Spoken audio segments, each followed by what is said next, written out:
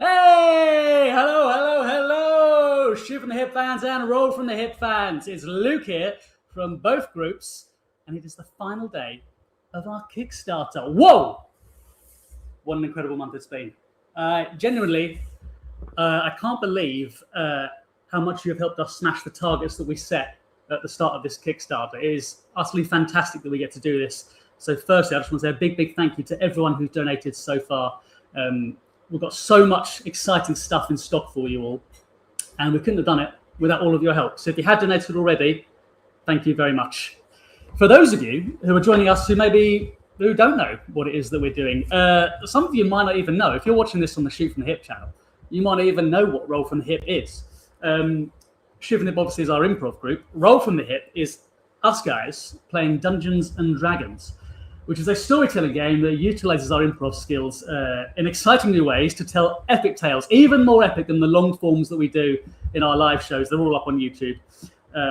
It's such good fun, and we've made it a company, a new company, and exciting things are ahead. Right, I'm going to say hello to people in the comments. What do we got here? The Manning himself. Let's go. Great shirt, goes well with your hair. Thank you very much. I do like this shirt. I got this from Fat Face at an airport. It's a nice little summer shirt, isn't it? Hello, everyone. So excited to see more of you guys. We've got so much good stuff in store for you all. Yes. So, what is this Kickstarter for? Okay. So, for Roll from the Hip, we've filmed a couple of series already. We've actually filmed 3 series. One is being edited. I guess you could say more. You could say more series. There's 2 proper full series of 4 episodes each that are out on our YouTube on Roll from the Hip. Hang on, I'm going to get a little. Hang on. Here we go. Little media asset, a little banner that Sam made for me, my dear friend Sam. Rewards and tiers. That's what I'm going to be discussing first. There's an order to this live stream. First, we're going to be talking about this. Roll from the Hip. We filmed a couple of series, and they're up on YouTube. But it's difficult filming. You have to organise, a venue, get everyone the right dates together. So to make it easier, we wanted to invest in a studio that allows us to film when we want.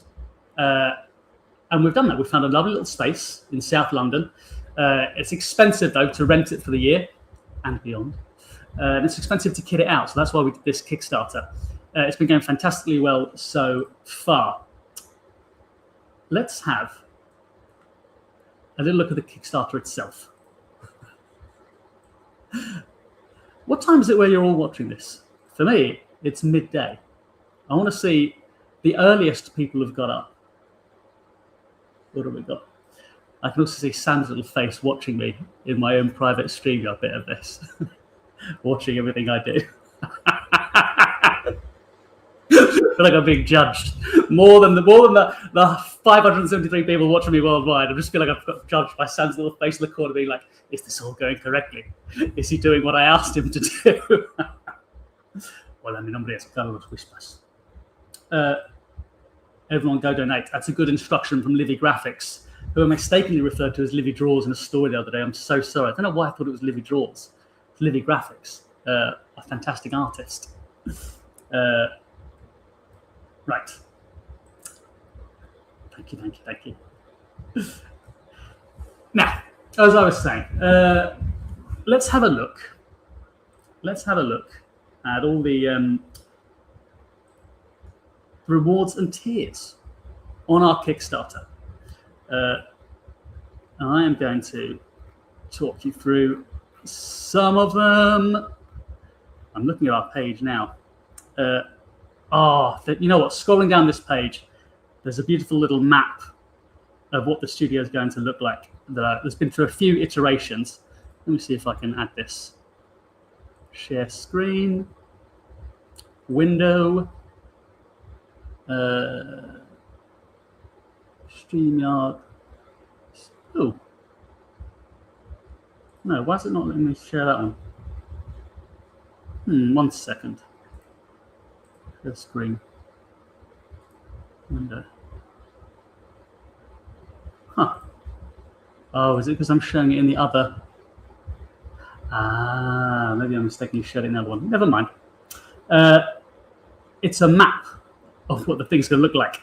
Sam, can you go into the green room and see if my screen share is still showing in the other room? Because I think that's why I can't show it in this one.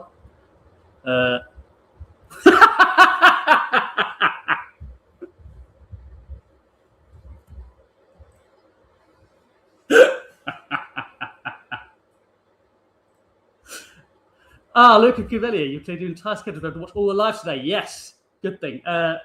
The 2 lives later on will be more organised with lots of fun and games and things. Mine is just kind of a chill explanation of what we're doing, and then I'll be doing a Q&A as well. I'll try and divide that up into Q&As about Playground, Q&As about Lock, Stock and Two Smoking Fireballs, Q&As about Stag and other things as well. Anyway, he's popped back in. He's entered the studio. I wonder if it's become available now. No, it doesn't seem to want to show. StreamYard Studio.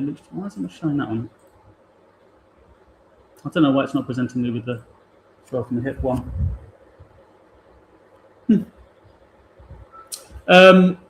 Well, anyway, I will talk us through some reward tiers. The main thing, if you donate £25 for the first reward tier, you get access to Stag Part 2. Now, we released at the beginning of this Kickstarter, and it's available for anyone to watch, is Stag Part 1, which is a story. Look at this. He's done it for me. Amazing. Here we go. So where's that map? Where's that map? Scroll down, Sam. It's that map of the studio. This is what it's going to look like. Thanks for doing this, Sam. I don't know why it wouldn't let me share from mine. It worked in the green room. Studio 1.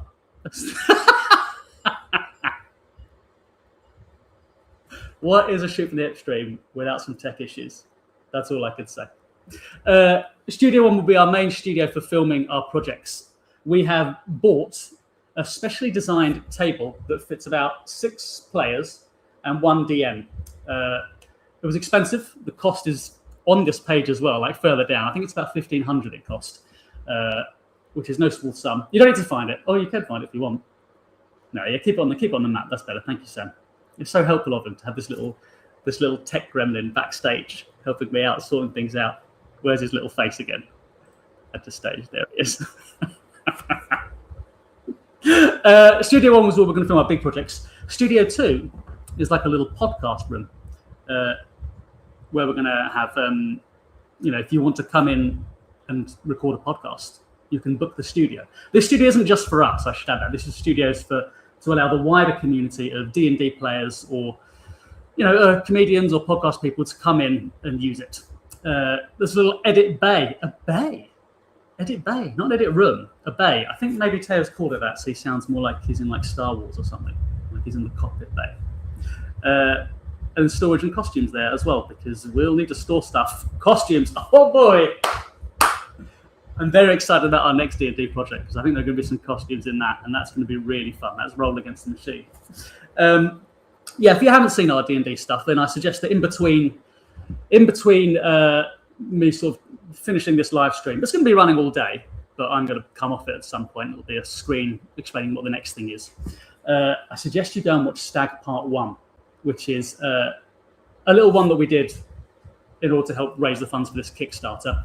It's the first time that Sam is DMing on camera for us. He does a fantastic job, and I'm not just saying that because he's watching me now. He genuinely did do a fantastic job. We had a lot of fun doing it. And it's a 2-parter set on a stag do, which is the British word for a bachelor party, and a hen do being a bachelorette party. So this is on a stag do that goes wrong. It's a 2-parter, but the second part is only available if you donate to the Kickstarter. But that's not the only awards that you get. You do get other awards as well. So let's have a look at some of those other awards. I wonder if Sam can scroll down. Can he scroll down? There we go. Nice. access to Stag Part 2, early access to the Playground 2 trailer. That's right, there's a Playground 2, a Playground Series 2 trailer coming out for you, because we're going to be releasing that soon. Your name in the Roll Against the Machine series credits. We all like to see our names up in lights, don't we? So if you donate, we appreciate you. You're seen. Your name will be in the credits of our next big series, Roll Against the Machine. More about that later. Eternal gratitude, obviously, and a thank you video to everyone from the Roll from the Hip gang. And we mean that. The main theme for the Roll Against the Machine digital soundtrack when we release Roll Against the Machine. Roll Against the Machine, it's going to be about an aging rock group fighting against AI. I can't say more than that, partly because a lot of it is currently in Midge's head and we haven't made it yet. So there's details about it that even I don't know. But the general thrust is we're going to be playing these aging rock stars. It's going to be really fun. Music is going to be a key part of it. So that main theme that we get composed for that, you'll get a digital version of it. Studio creation walkthrough video, behind the scenes updates. I mean, that is what it sounds like. I don't explain anymore. It's a walkthrough video of us creating the studio. It's going to be fantastic, the studio. Studio ribbon cutting ceremony video. Again, you know what that means. Nice little ribbon cutting. I wonder if we'll have an actual ribbon. I guess we will. That's nice, isn't it? If you donate more than that, if you donate £50, we've got Playground Survivor. You sort of get all the things from the prior reward tier. But you also get an exclusive Statblock Studios D20 die. D20 being obviously the most powerful die. The most powerful die. Is that the right way to phrase it? It's the one with the... No, it's not the one with the most numbers, technically. Because you're supposed to roll the 100 and the 10 together. D20 is the key Dungeons & Dragons die. You get an exclusive Statbox Studios branded one. Those won't be available forever. Digital The Playground Play at Home one shot. So Playground was our series about 4 schoolboys in a school for cursed children. It's great fun. We're very proud of it. It's what the second series is coming out soon.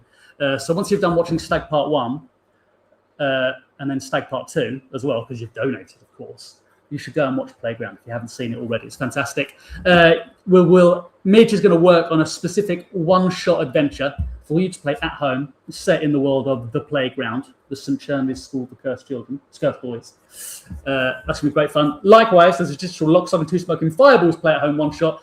Lock, Stock and Two Smoking Fireballs was our version of a Guy Ritchie gangster epic set in a kind of fantasy version of London. Imagine it to be called Dunland, because Thomas Midgley, our resident dungeon master, loves wordplay.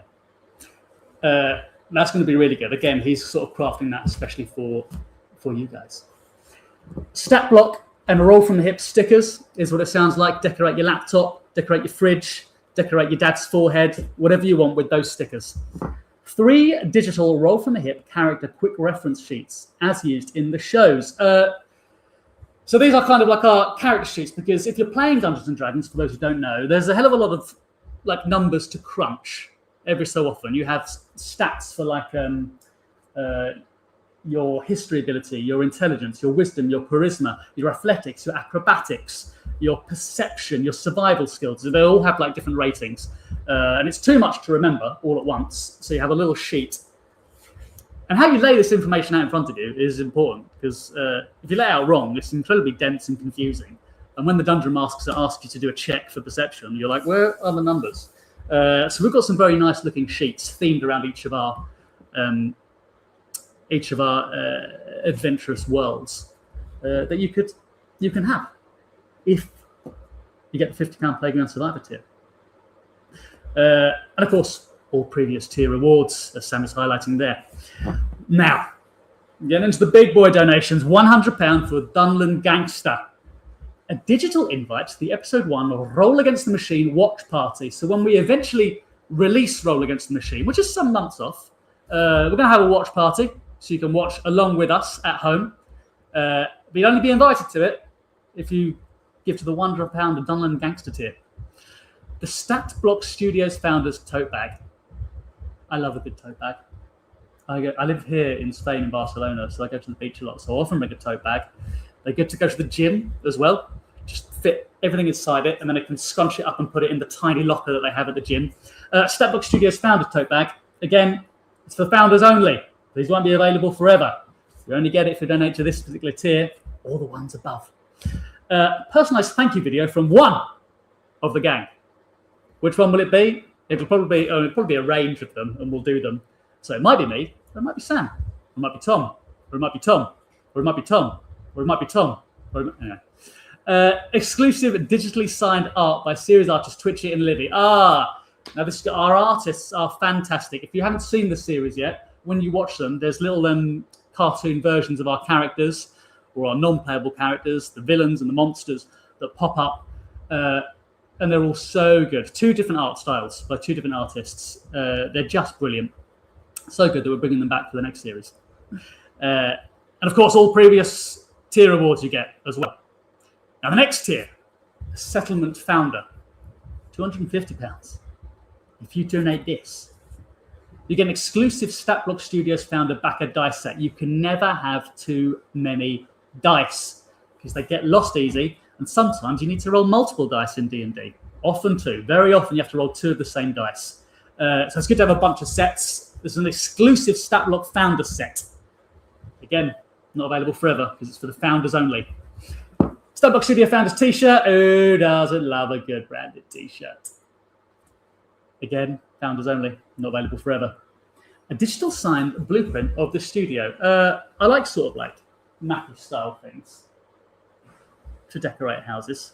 I've got another one in my living room, specially designed map my girlfriend made, which is like a mix of London and Barcelona together. And I often challenge people to sort of work out what it is.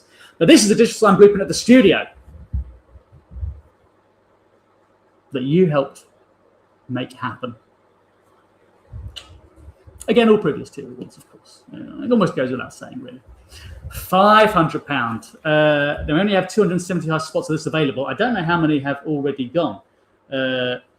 19, let's say. Okay, there's a fair amount of these left. Porcelain Powerhouse. Your name on a plaque in the studio. Your name preserved in eternity, or as long as we have the studio. Hopefully eternity. On a plaque in the studio. Kickstarter exclusive minis of the cast. So again, this is only for those who donated to the Kickstarter. Minis of us, I believe, of Luke and Tom and Sam.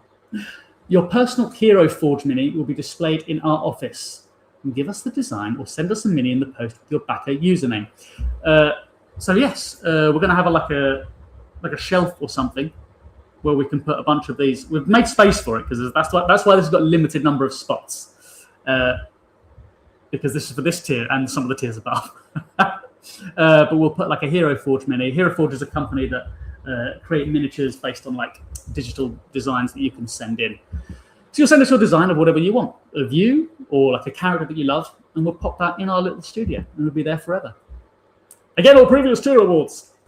And the next one, only 75 spots to become one of the gang. Custom art signed by the group, drawn by our artists, either Livy or Twitchy, of you or your character inserted into a lock, stock, or the playground background. There's 2 options. They are up. I think I did a video of this online on our Roll from the Hip page yesterday. So we've got the artwork somewhere. It's on this page, actually, on this Kickstarter page. But Sam, you don't need to find it now. Or if you want to, you can. I don't know. No. It's the artwork. And you'll send in... Ooh, hello. What's happened there? There we go. He's found it. Yes. He knows where it is. He's scrolling down. It was the custom art, that top one, wasn't it? It was the custom art of you by... Yeah.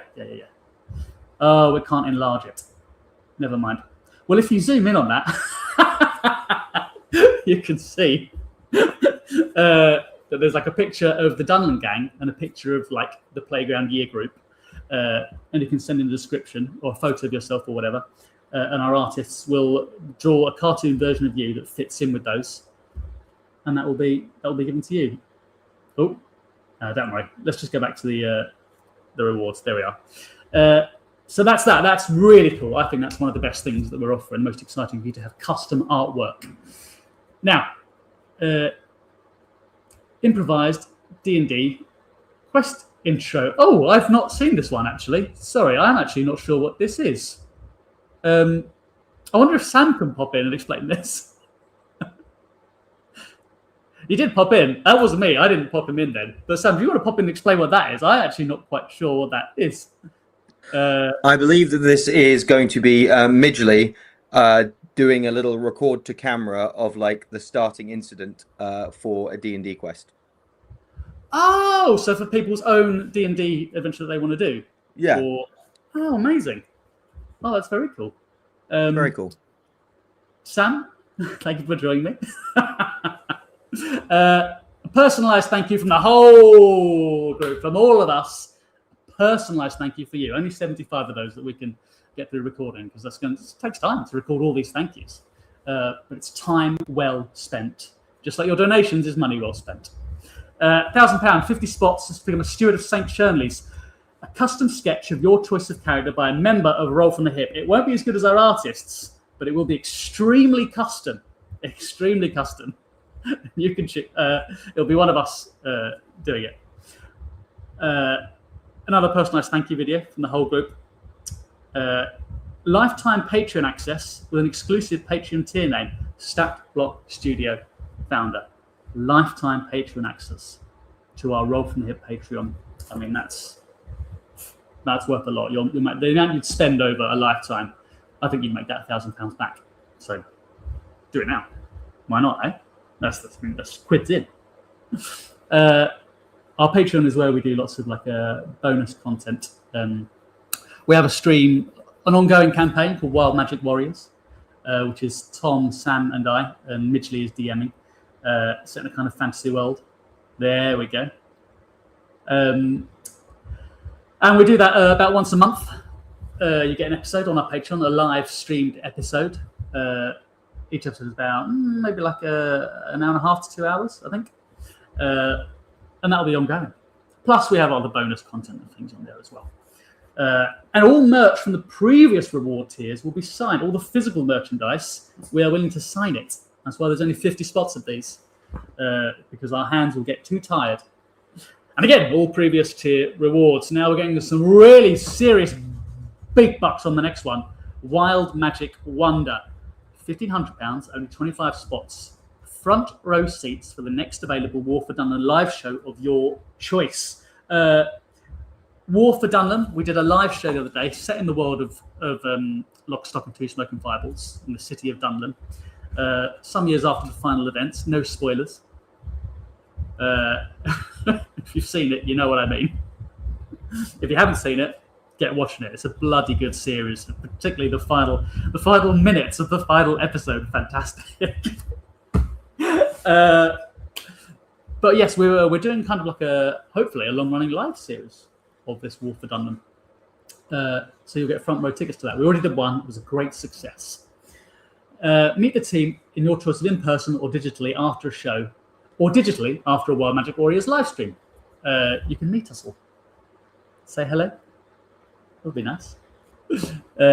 Exclusive Stat Block Studios hoodie. Again, this is just for like the founders kind of thing. Stat Block Studios hoodie. Hoodies are great. I love hoodies. Now, you get all previous tier awards as well, of course. £2,500, only 5 spots of these, or 10 spots for the £3,000 version. Second issue. Ah, yes, because we sold the first 5 spots. They went. So now there's a second round of 10 spots. You get to play a D&D game at Statblock Studios. That's the studios that we're building with the other backers, set at St. Shirley's, DM'd by Midge, and filmed by Teo. We won't be making this public. This is just filmed for your own benefit. But yeah, you get to play a D&D game. DM'd by Midge. It is a fantastic DM. Can you imagine that? Can you imagine if you got to play in a game and Midge was DMing, the legendary DM Midge? Woo! Woo! Tour of the finished studio. Oh yeah, because you'll be doing it in the studio, we'll give you a tour of the whole thing. When it's finished, it'll look fantastic. Name an NPC in an upcoming series. That is good fun. A non-playable character, not one of the main characters, one of the NPCs. To be honest, our NPCs often get played as well by us, which is very cheeky. But you get to name one. Midge will paint your mini. Midge is actually quite skilled at painting minis. He finds it very therapeutic, and he does it in his spare time as prep for the many D&D games that he has DM'd over the years. Again, all previous tier rewards. Nearly at the end now. It's become a St. Shirley's Inspector. £3,000, only 5 spots available. Oh no, that is the same one as the one above, is it? Yes, it's just put twice. That's the same one as the one above. Play a D&D game online with other backers, Citizen Shirley's DM by Midge. Yes. Digital Finish Studio, name the PC, Midge will paint him. That's the same one. Nice. The Hex Master, 2 spots only, and I think these have both gone. It was nearly £8,000. You get an executive producer credit on Roll Against the Machine, and executive producer is like the money man, and you are like, if you've donated £8,000, which people have, you are. They've got a permanent mention in the Roll from Hip credits, and they get their portrait or art up on the wall at the studio. Oh. They'll be naming the BTS room or the green room of the studio where their art will be displayed. I'm excited to see what the names of those rooms are going to be. And of course, they got all previous tiers and rewards. Oh boy, those are the rewards and tiers. The stretch goals, though, the stretch goals are where it's at now. As you know, we hit our stretch goal on day 1. Boom! So £1 above our stretch goal was we will destroy the cursed dice that ended Lock, Stock, and 2 Smoking Fireballs. Well, no spoilers. Well, it doesn't actually say what happened, but it just says that it ended with a double net one. But who knows what happened? Who knows what actually happened at the end of that? But I will be destroying those. I will be destroying those cursed dice. How? We're yet to decide. We hit our £60,000 goal. So we get to expand Roll Against the Machine into a 6-episode series. It was going to be 4. Now it can be 6. More brilliance, more madness, more bang for your buck. Love it. This is also because we've managed to hire Teo as a full-time videographer and editor. He's well worth it. He's brilliant at what he does, and I'm very glad that we can bring him full-time as a member of our team. We're also going to do a crossover with 12-sided studios. So Statblock Studios is kind of a joint venture between Roll from the Hip and 12-sided studios. We kind of both own it together. We're both going to be running it together and using it together. 12-sided studios have created their own tabletop role-playing game, Force of Extinction. We did a video with them where we played the game for the first time. The idea of the game is that you can learn the rules in like half an hour and then get rolling. So we did that with Jasper, who's a voice actor, D&D player, and Dungeon Master. He led that for us, and it was really fun. We did 1 episode, but we're thinking we might do a second one. Well, we will, because we got to £60,000. Goal hit, £85,000. The studio construction is fully funded. We set the target at £50,000. That was just like a fraction of the cost that we would really need to get this thing going and to its full potential. So we've managed to do that now. The studio construction is fully funded. So in return for that, we're going to film a Playground 1990s one-shot. So this is going to feature younger versions of teachers, maybe parents of current students as well. It'll be a one-shot set in the 1990s. Maybe there'll be lots of Spice Girls references. I don't know. Hell or High Rollers crossover one-shot. Hell or High Rollers is another fantastic D&D group. You might know Ellie Morris from... she guested with us in Shoot from the Hip. She's also guested in our Wild Magic Warriors Patreon episodes. She's a member of Hell or High Rollers. We'll be doing a crossover with them. That'll be really fun. Mini instruments. This is the one that I pushed for. Mini instruments for the cast to try and play in Roll Against the Machine. As I've said before, we're playing an aging rock group. So I thought, really, we need to have some instruments that we at least try and play at the table. So at some point in the next few weeks, I'm going to be going on, probably on toman.de, looking through their instruments and choosing some for us to try and play. I believe of the cast, it's only me that plays an instrument. bass and guitar. So we'll see how the others fare with whatever we choose to get them. We hit our £100,000 goal, incredibly.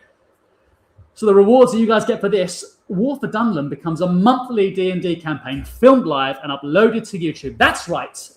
This is a bit of a first, I believe, because some people have done live D&D shows before, but this is a campaign that from start to finish, wherever that finish is, and maybe they won't. They will be online. I don't know. We will shoot it only in front of a live audience, and the plan is we'll film an episode and then we'll get it out within 1 to 3 weeks up online, so that you can watch that episode if you didn't catch it in the room, and not worry that for the next live episode, if you're in the audience, you won't know what's going on. You will, because it will have been put online in time. That's a lot of effort to make sure that you kind of like film that and get it ready to be put out onto YouTube to be consumed before the next live day. Because it's important that people can keep up with the story. We're going to be able to do that, we think, because we hit that 100,000 goal. I'm very excited about that. But the first episode we did the other day was so much fun. I really like doing the live shows, so I'm very glad we hit that. Lock, Stock and Two Smoking Fireballs Studio one-shot Dunland's Drowning. Yes. So set in the same world, but sort of unrelated from that timeline.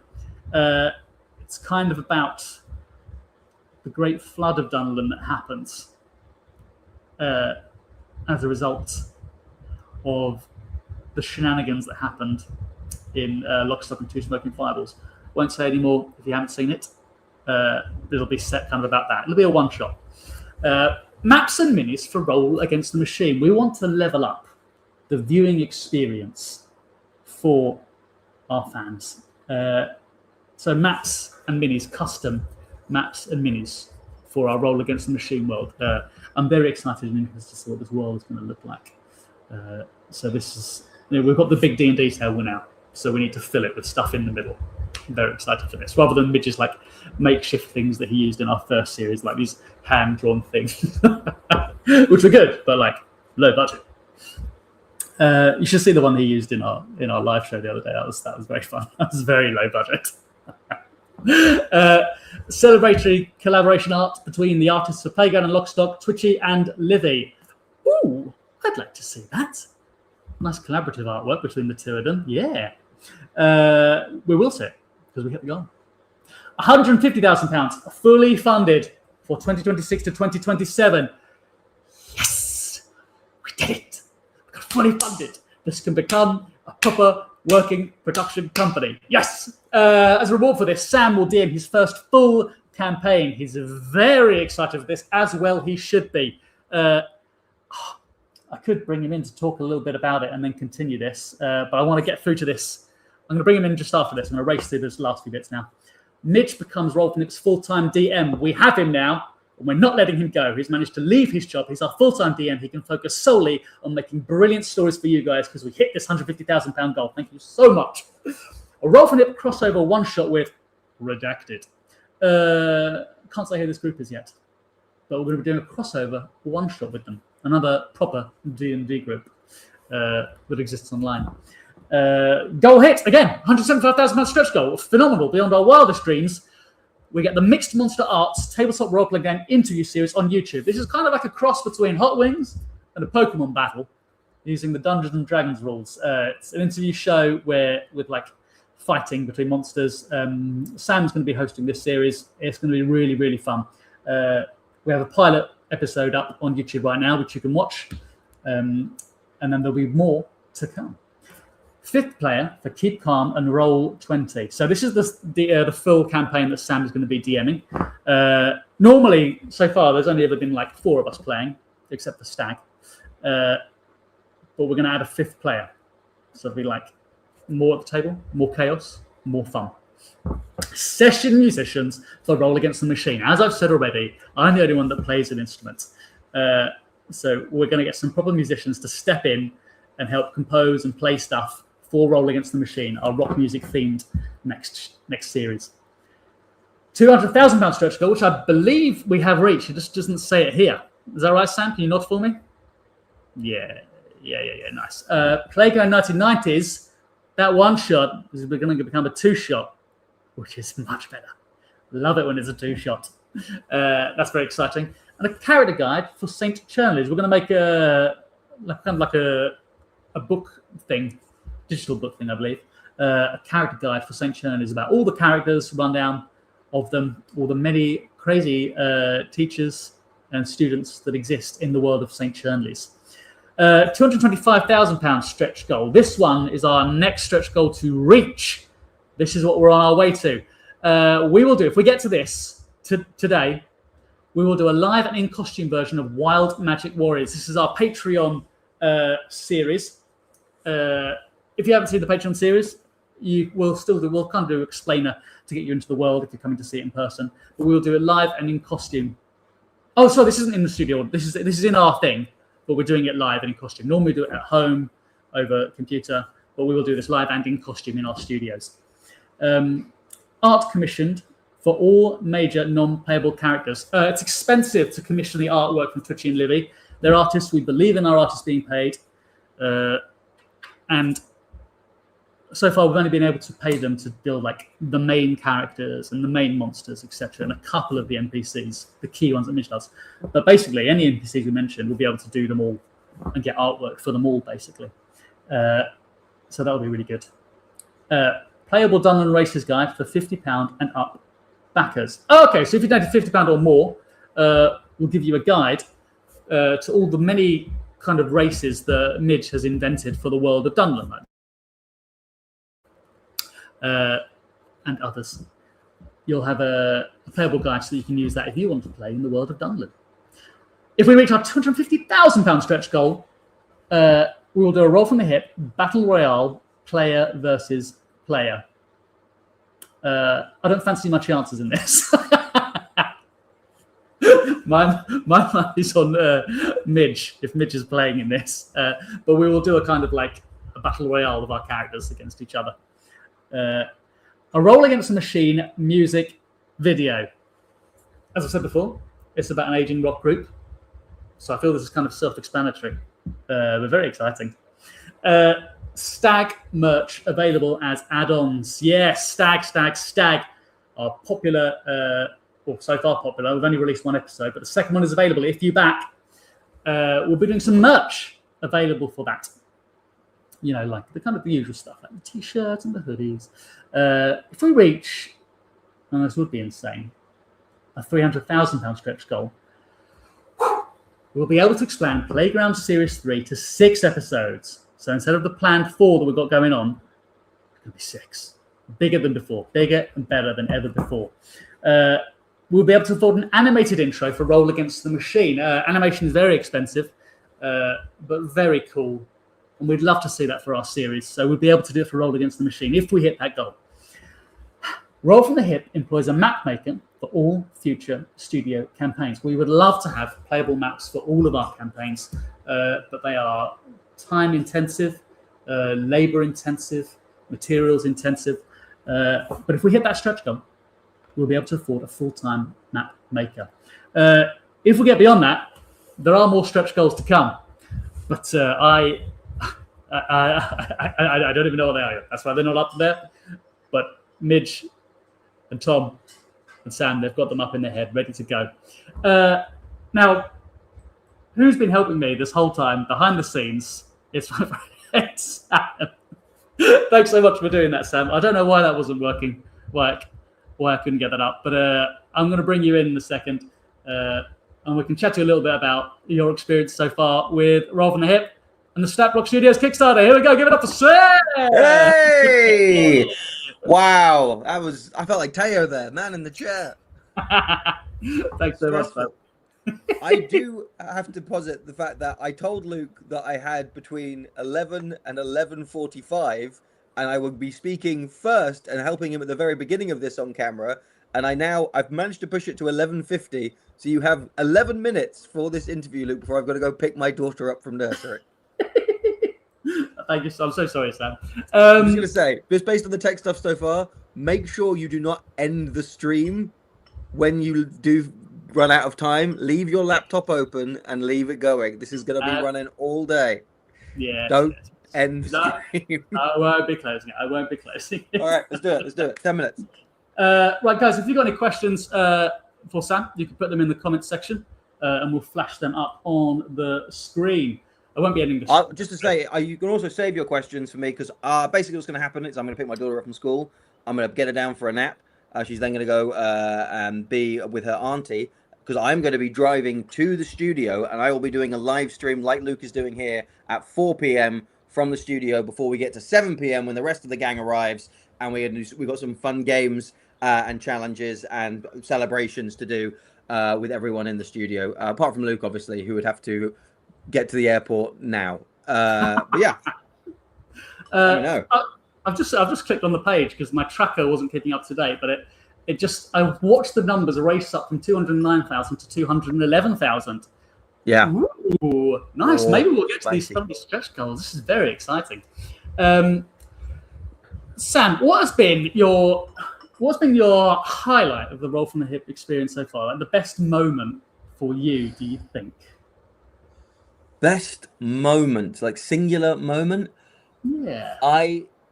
I think that it usually comes in the finales of the series because I think the first episode you're sort of getting to know the characters because we've always come back and been like brand new characters. And you're getting to know each other and you're getting to know the world. But by the finale, everyone is sort of locked in and knows what all their characters can do and what the optimal thing to do is. And it usually ends in a big sort of combat. And there's just been moments in that where you've all not... my favorite moment is when Midge is surprised because we have rumbled his plan.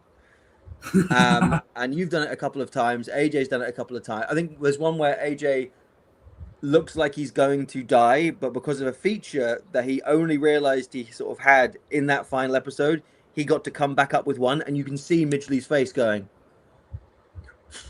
But he's also proud because it's those moments are really, really nice. And of course, the moments where I just laugh so hard that my face goes purple. I think with Shoot from the Hip, because we're on stage, I can't completely like let it go because we have to get out of the theater at a certain time. But there's been moments in both series where I have just been losing it. Us just trying to get out of a room in Playground. Tom does a Mission Impossible style thing in Lock, Stock and Two Smoking Fireballs. It's very It's good. just, yeah. It's those moments where Midge is upset and proud and the moments where we just can't stop laughing. I think my favourite moment is when Midge is acting out like the villain character in Lock, Stock.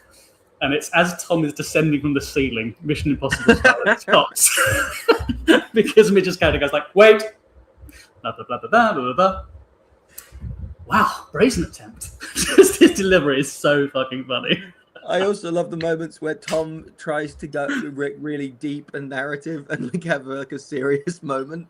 And there's one at the end of Playground where he's having like a dream sequence and we just keep sort of teasing him. And then he gives up completely on this big emotional bit. And there's just a wet dog and it goes, have you booked your summer holidays? It's that chaos that only D&D brings because the dice decide what happens. Like with improv, and when Shooting the Hip, we can like create anything immediately.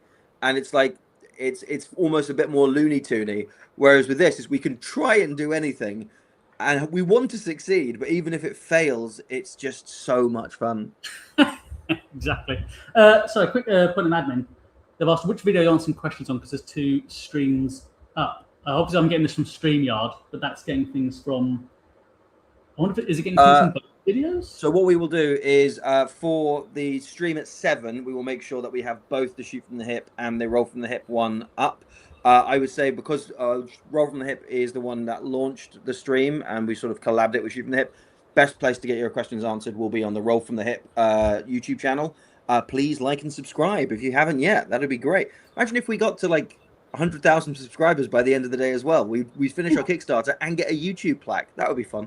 Oh, that would be bloody good, wouldn't it? Maria Queen Shah 37. I don't know which one you posted this to, but let us know.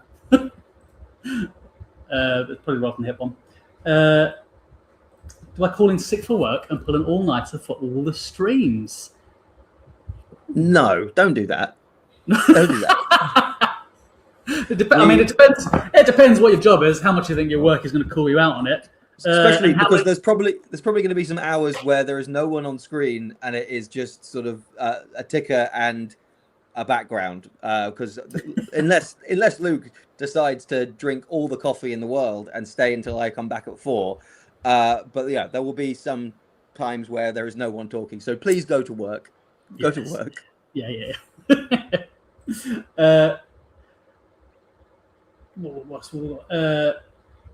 When could we get Bittersweet Hearts Part 3? It's not one of the goals. It's one of those ones that we have a lot of fondness for. Yes. And it's just about finding the right way to do it. Because that was actually a shoot from the hip Patreon exclusive. So it's these characters are only known by the people who are on the shoot from the hip Patreon. And the story did kind of have a very bittersweet ending. Yeah. And we want to go back to it so much. It's just finding a way of doing it which doesn't feel cheap or forced. And I know Midge has got it rattling around in his head. I think that we've got it in our we want to do it. It's just about doing it right. I would say as well, like, because there's so many exciting projects that we have, we've just got too much on our plate at the moment, to be honest. Like, there's Roll Against the Machine. There's some projects which I haven't been able to say yet that we're working on. War for Dunlin. There's the War for London live series. Yeah, there's so much brilliant stuff. Will we see the 4 Brave Boys graduate? I mean, that's so far off. That's so far away. They're in year 7. Either do a massive time skip, or it will be like we'll be in dentures, graying hair, like, oh, happy 18th birthday, Kevin. I mean, who knows? Who knows if we get that far? Sam, what inspired the Stag D&D campaign? Well, when we first were deciding what series to do, this was like pre-Playground. We had a few ideas sort of up in the air. And one of them was the Stag idea, which was originally going to be a sort of Itsukai, people go to sleep on a stag do and wake up in a fantasy world and have powers. Isekai. Sorry, Jay, correcting my pronunciation. So we had that idea, and then it was like, okay, that's quite a lot to get of explanatory stuff to do in a one-shot, because Stag was originally going to be a one-shot, and we were having so much fun that we forgot to check the time, so we were like, we've got to come back and finish this story. Bizarrely, it was me. Yeah. Why is that bizarre? Normally the most disorganized one is like, yeah. So hang on, wait a minute. So yeah, it came with the idea of like, okay, how do you tell this story quickly? I think the hardest thing, especially when you're DMing, is for episode 1 is why are these people together? And we didn't have time to do like session zeros to get like proper backstories between all of them. But I was like, here's a group of people that one person knows, and here's why they're together. And then the idea of them discovering their powers as it went on, I thought was a fun mechanic. And then it was like deciding, originally it was going to be very Shaun of the Dead, and it was just going to be like, and there are zombies walking around. And then started writing that lore document, and the timelines, the founding of Chestham started in like 10 and 11. It was like and it went all the way to the present day. Nice. Pre-Norman. Sam, not of ours. What's your favourite D&D? I think it is a Dimension 20 campaign called Never After, which is sort of a horror campaign, but the players are all playing weird fairy tale versions of characters. So there's like a Sleeping Beauty who's got like vines growing out through her neck, and there's Red Riding Hood who turns into a werewolf, and that one has a very special place in my heart. Oh, very nice. Kind of look to move bits. These with this image in the background. Not sure what that means. What is my image in the background? Your image in the background. Oh, I see my image in the background. Like, yeah. Okay, but I'd be there then. That's. Oh no, that's wrong. Now, have I flipped for you? Because for me, I'm on the right now. Right. Tiny head. Luke, I have to go. Yes. Best of luck. You have to get the baby. We have to get the baby. Best of luck. I'll try and if during nap times or anything, I'll leave this running just so we can hear your voice throughout the day. It's very relaxing. But best of luck, guys. This is amazing. What? Oh my god. I will see you from the studio probably next time at about 4 o'clock. And Luke is not going to end the stream, and he's going to put the right banner up. And I believe in you. I believe in your technical skills. All right. See you later. Bye. Bye bye. All right, guys. It's just us again. Hi. Some people were asking what's going to be happening when this bit ends. There is going to be like a screensaver thing up explaining what's happening at 4 o'clock when Sam comes online. So yeah, there will be a bit of a gap, but I'll leave the stream running, and then it'll start up again at about 4 o'clock. And then Sam will do it for however long he does it for. Maybe he'll be able to go until 7 p.m. I don't know. He'll be in the studio. Or maybe he'll do it for a couple of hours and have a little break, get some food, and then rejoin you all at 7 o'clock for the evening. The real fun and games at the end of everything.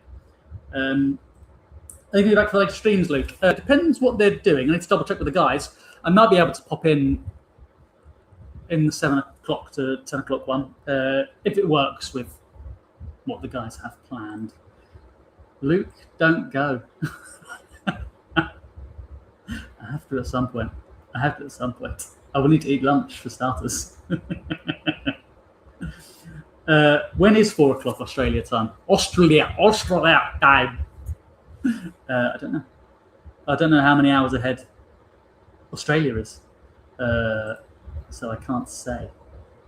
Who's the... Oh, no. There was a question there. Who's the better player?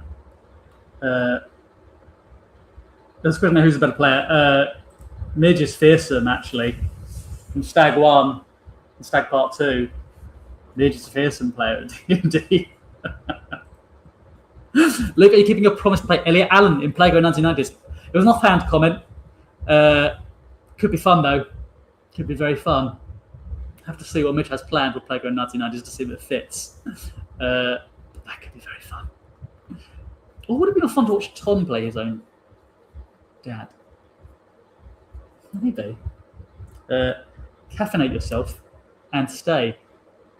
I have got some coffee in the fridge, ready, like an iced latte kind of thing that I made myself. I'm going to get that in a bit, but not right now. This is a shoot from the hip question.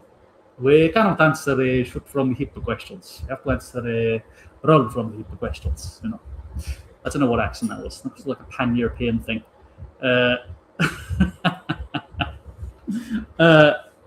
Now, I did say that next up, I would be doing some playground chat. Ooh, playground. Playground.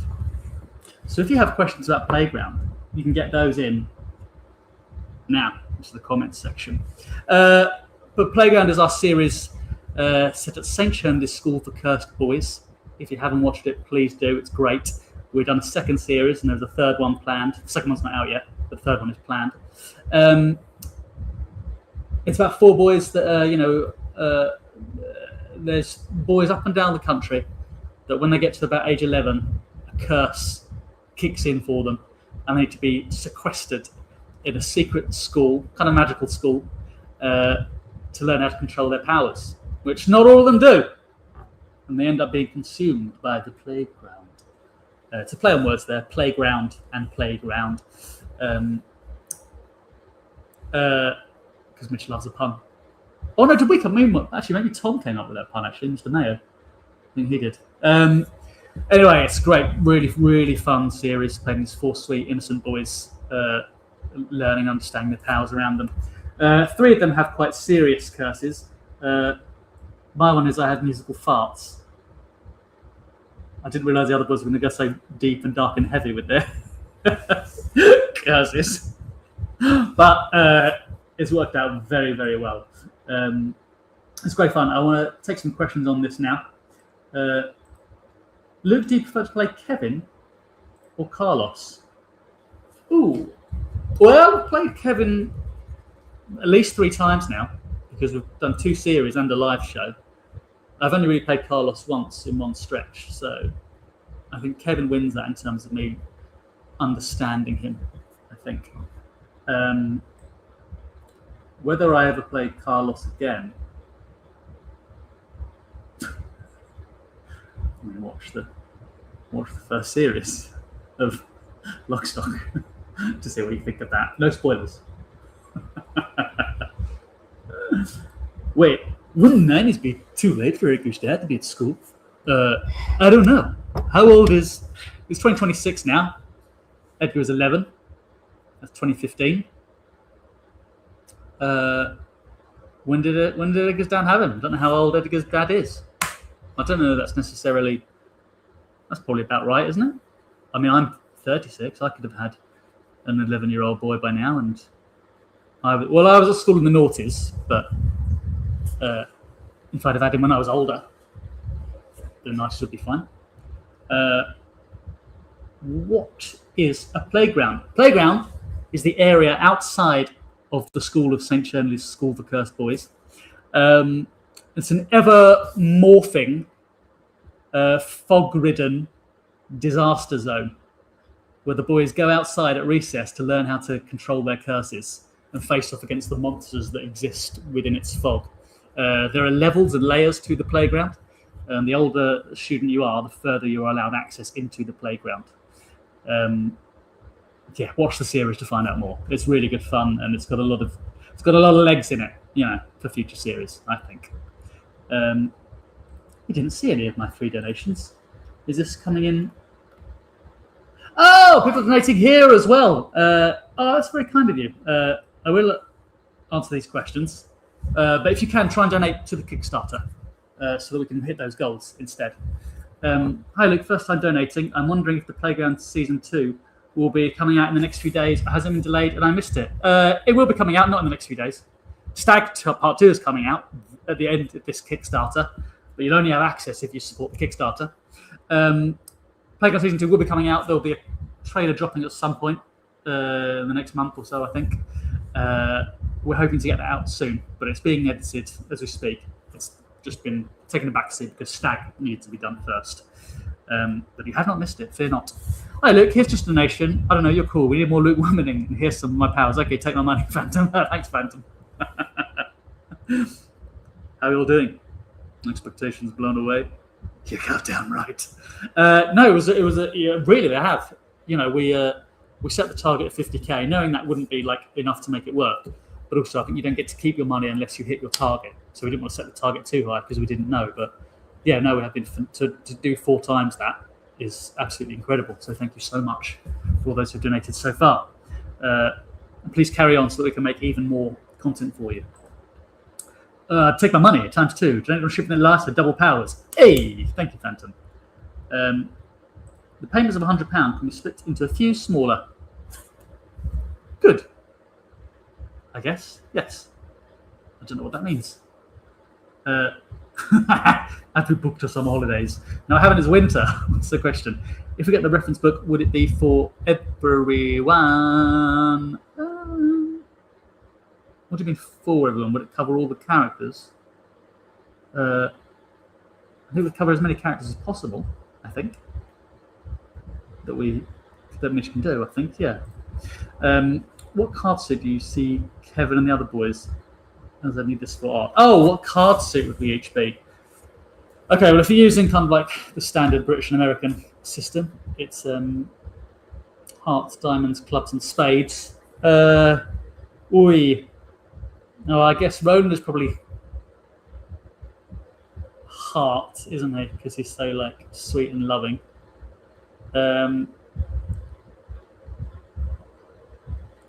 Edgar's kind of he's got a brilliant mind. So maybe he's diamonds because he shines, and that's brilliant. Clubs and spades. Clubs, I feel is that's Monty for sheer power. Oh no, hang on, no, clubs. Maybe clubs is Roland because he's got a huge hammer. So clubs is Roland. Spade. Spade is Monty, because werewolves they have big claws that could dig and stuff, I guess. And that means hearts and diamonds. Edgar's very sweet. Maybe Edgar is heart. And our musical skill, diamond level of talent. There you go. Yes. Is Edgar okay? After the final events of the episode, well. I mean, there's a live show, isn't there? And then there's what happens after that live show. So, I mean, he's okay. Yeah. He's okay. He's okay. He's okay as 4 cursed boys at Nightmare School can be. Who's your favourite NPC?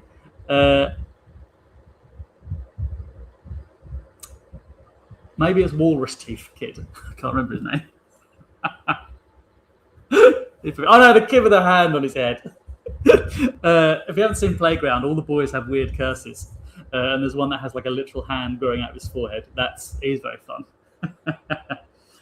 How in awe of KBS dedication to D&D were you? This is not a Playground related question, but I'll take one non-Playground related question because it's from my voice agent.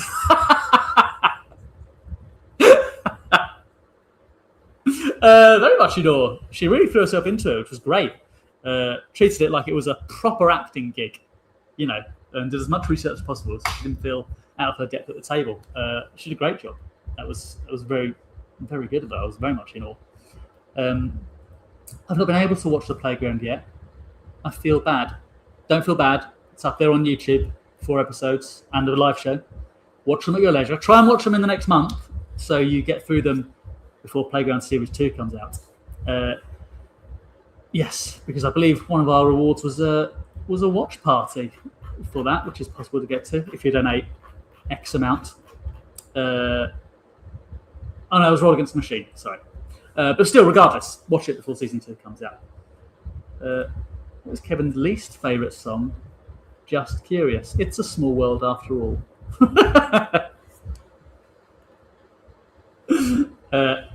When is the 2nd season? I don't have the exact release date, but it's coming out in the next few months, I believe. What does Egg become? What does Egg become? No spoilers. No spoilers. Will Poe come back? Haha. You said it yourself. No spoilers. What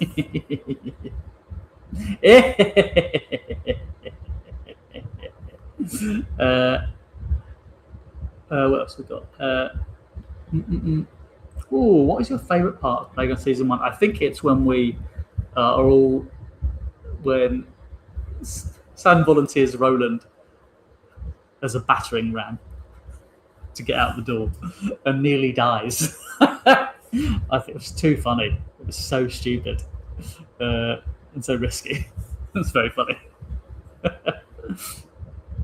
Who came up with the pun Playground? I believe it was Tom Mayo. I believe. I'm going to drop the boys a message to see if anyone's available to jump in at any point. Is either Mitch or Mayo available to jump in at some point soon for questions on Playground? Nice. I got D&D time myself, so I'd have to watch back the 7 p.m. stream later. But I will be advertising the Kickstarter while wearing my merch. Yeah, do it. How's our Kickstarter doing? What are the numbers saying at the top? We're nearly at 212. No. We're £2 away from 212,000. It's getting up and up and up. This is very exciting. Very exciting. We're nearly reaching that £250,000 stretch goal, where's it gone? £225,000 stretch goal for a live and in costume Wild Magic Warriors special art commission for all major NPCs. We love the artwork that we get for our shows.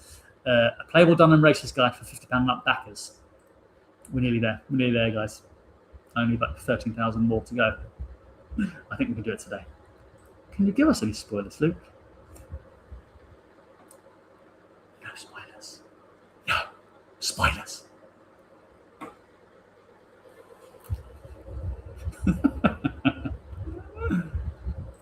What happened to the idea of Kevin's fear of heights in the final Series 1? His fear of heights was that tower that's going round and round and round and round and up. This was more like just like a series of rooms you're running through, so you can't see way down below you.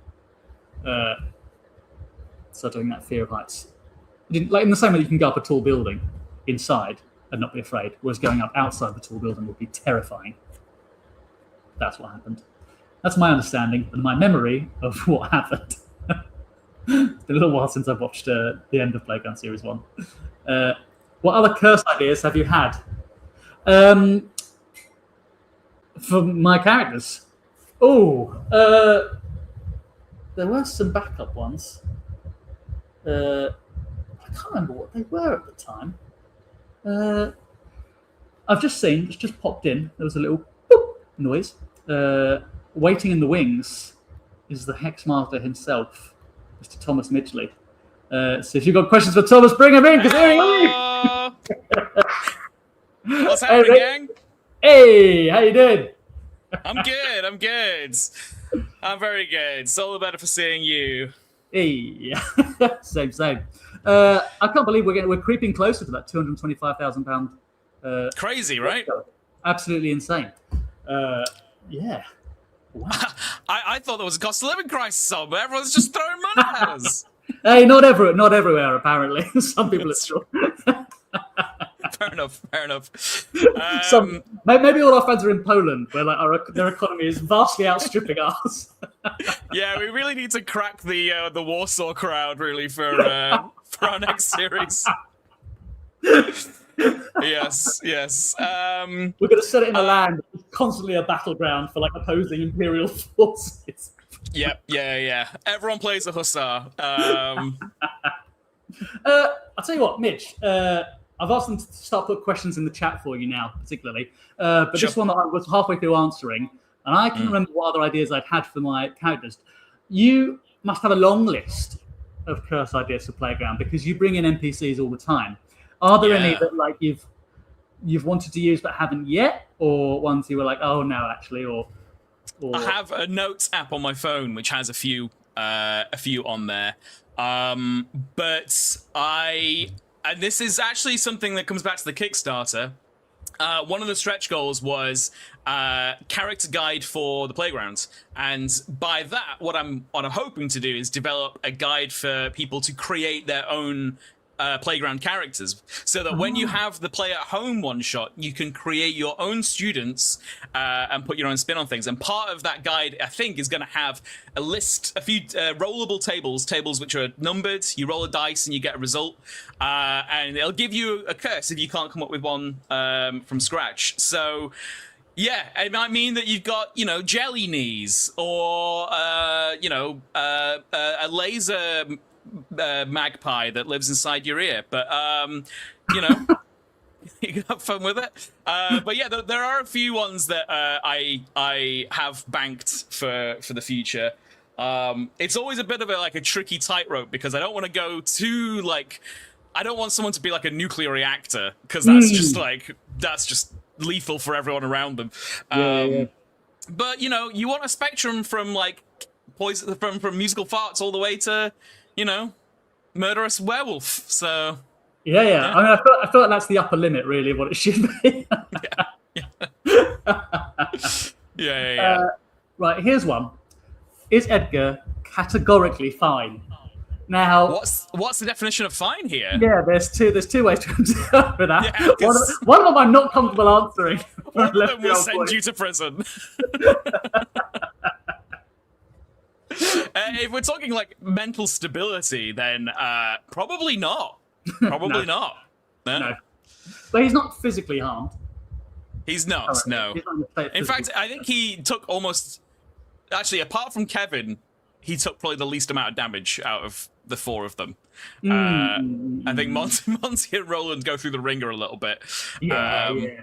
But that's built into that if you don't play Yes. D&D much, that's kind of built into what our characters are doing. My Yeah, character that has nothing to do with Luke's cowardice. That's how you play a bard. That's how you play a bard. Sorry, if you have bugger all HP, then you do have to stand back. I'm just saying, in one campaign you played a bard who stood at the back, and in another you played a rat man who could turn invisible. At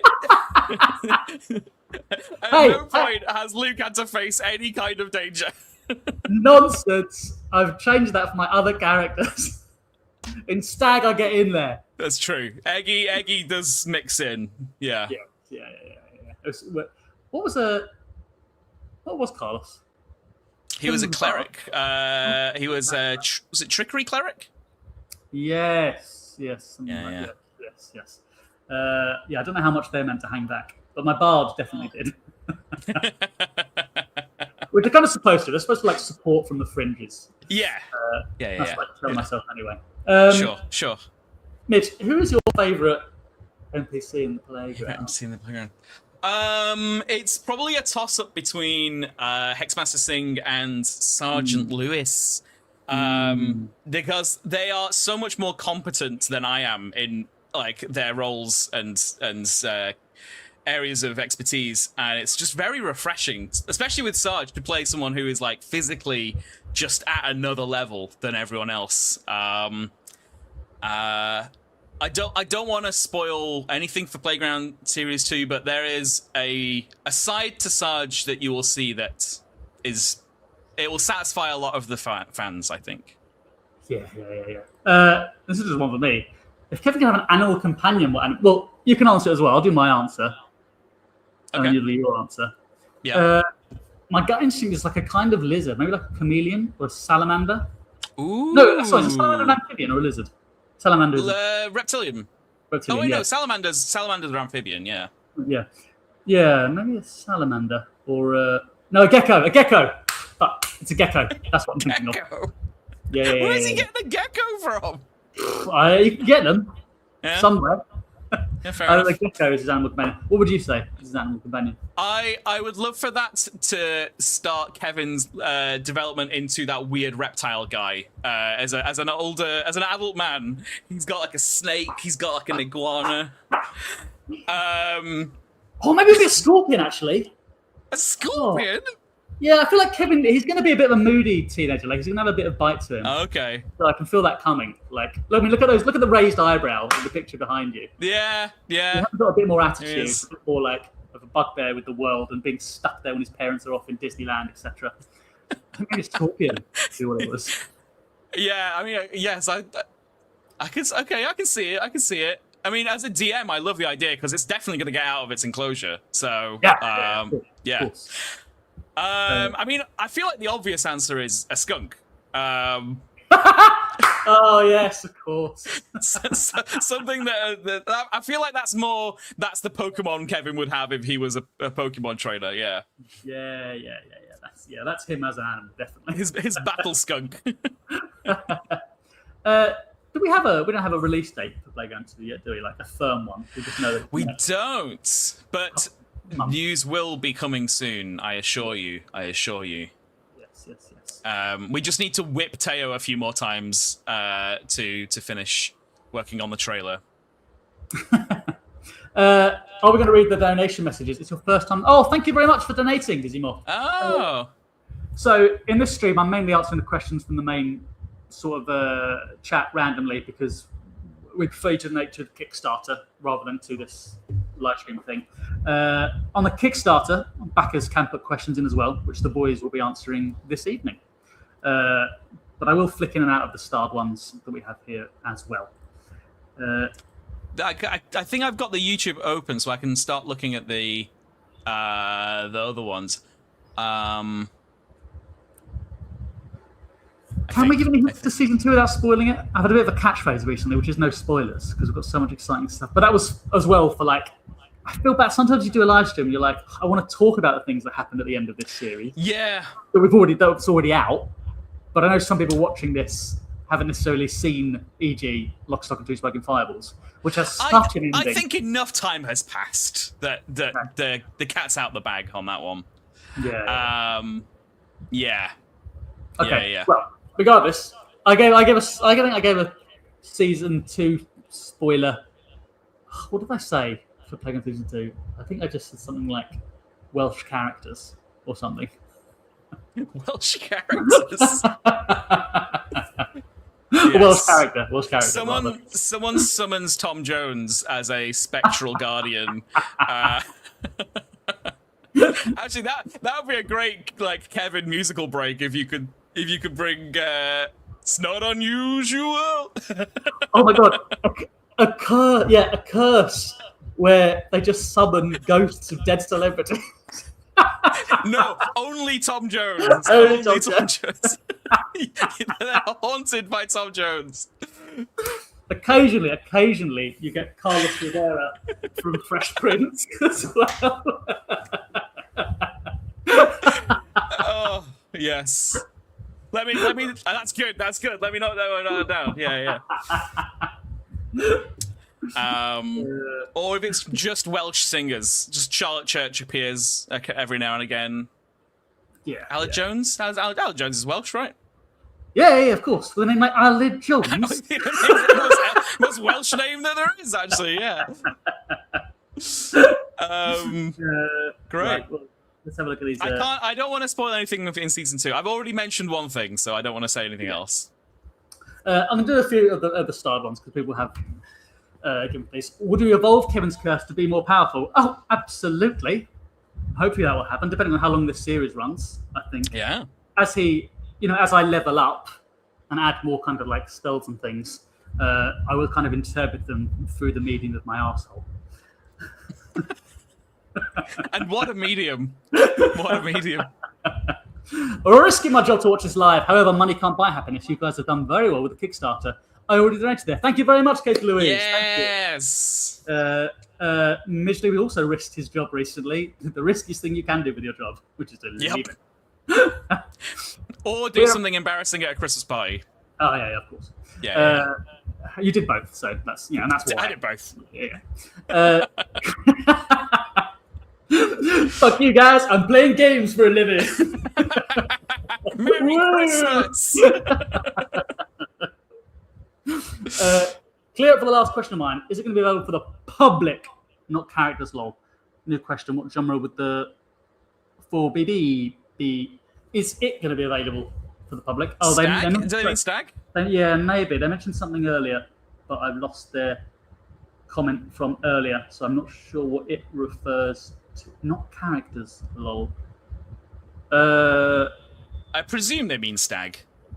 Yes. Stag will be available for the Kickstarters and the Kickstarters only. Because that's the reward that the people who specifically donate to the Kickstarter get. Also, there are rules to the Kickstarter. If we've offered something as an exclusive to the Kickstarter, like we aren't allowed to offer it for free and sort of devalue what people have already donated towards. So it's our hands are a little bit tied because we tied them ourselves. Indeed. Which also answers this question.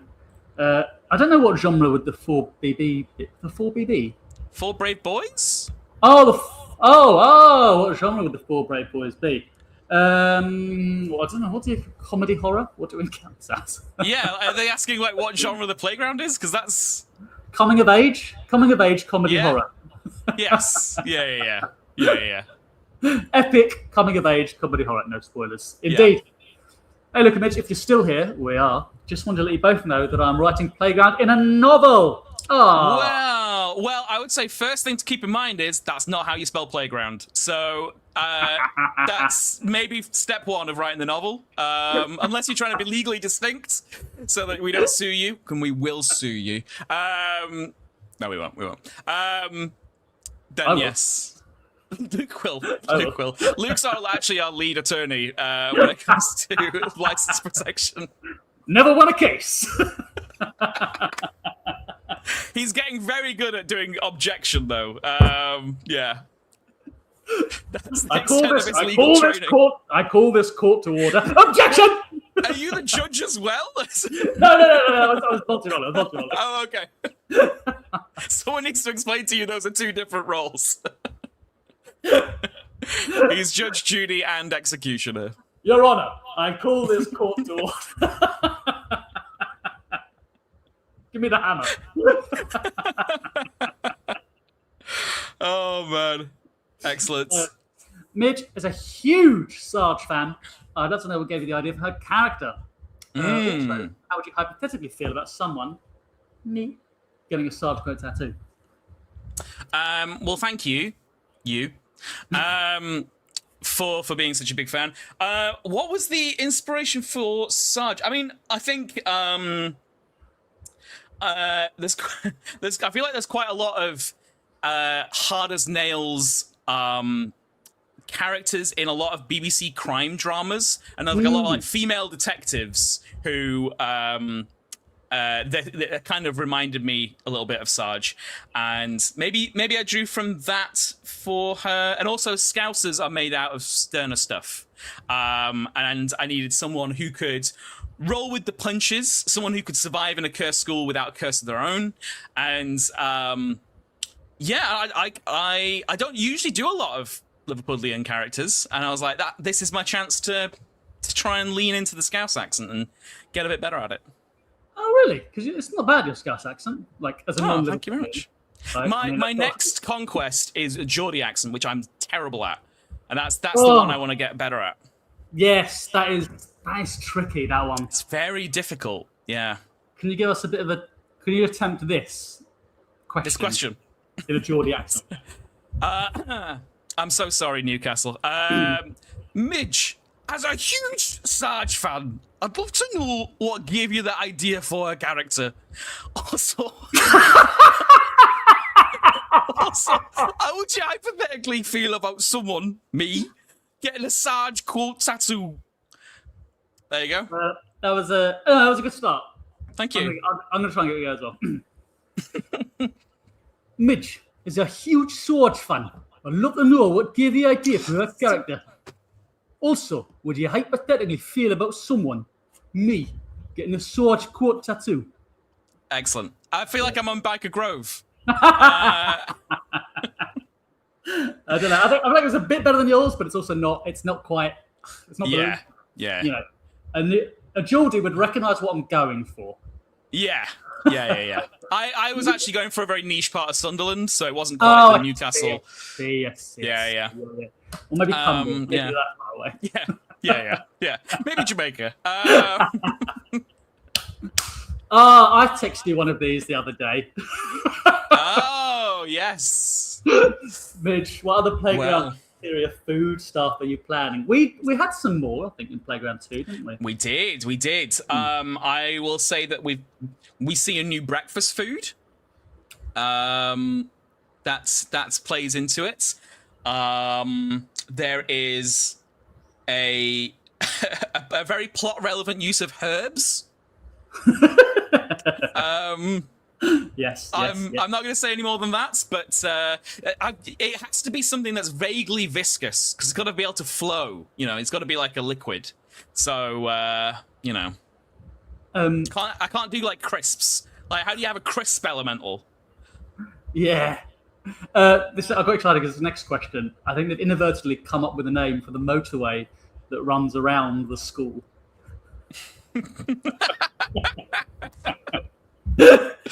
Excellent. Yes.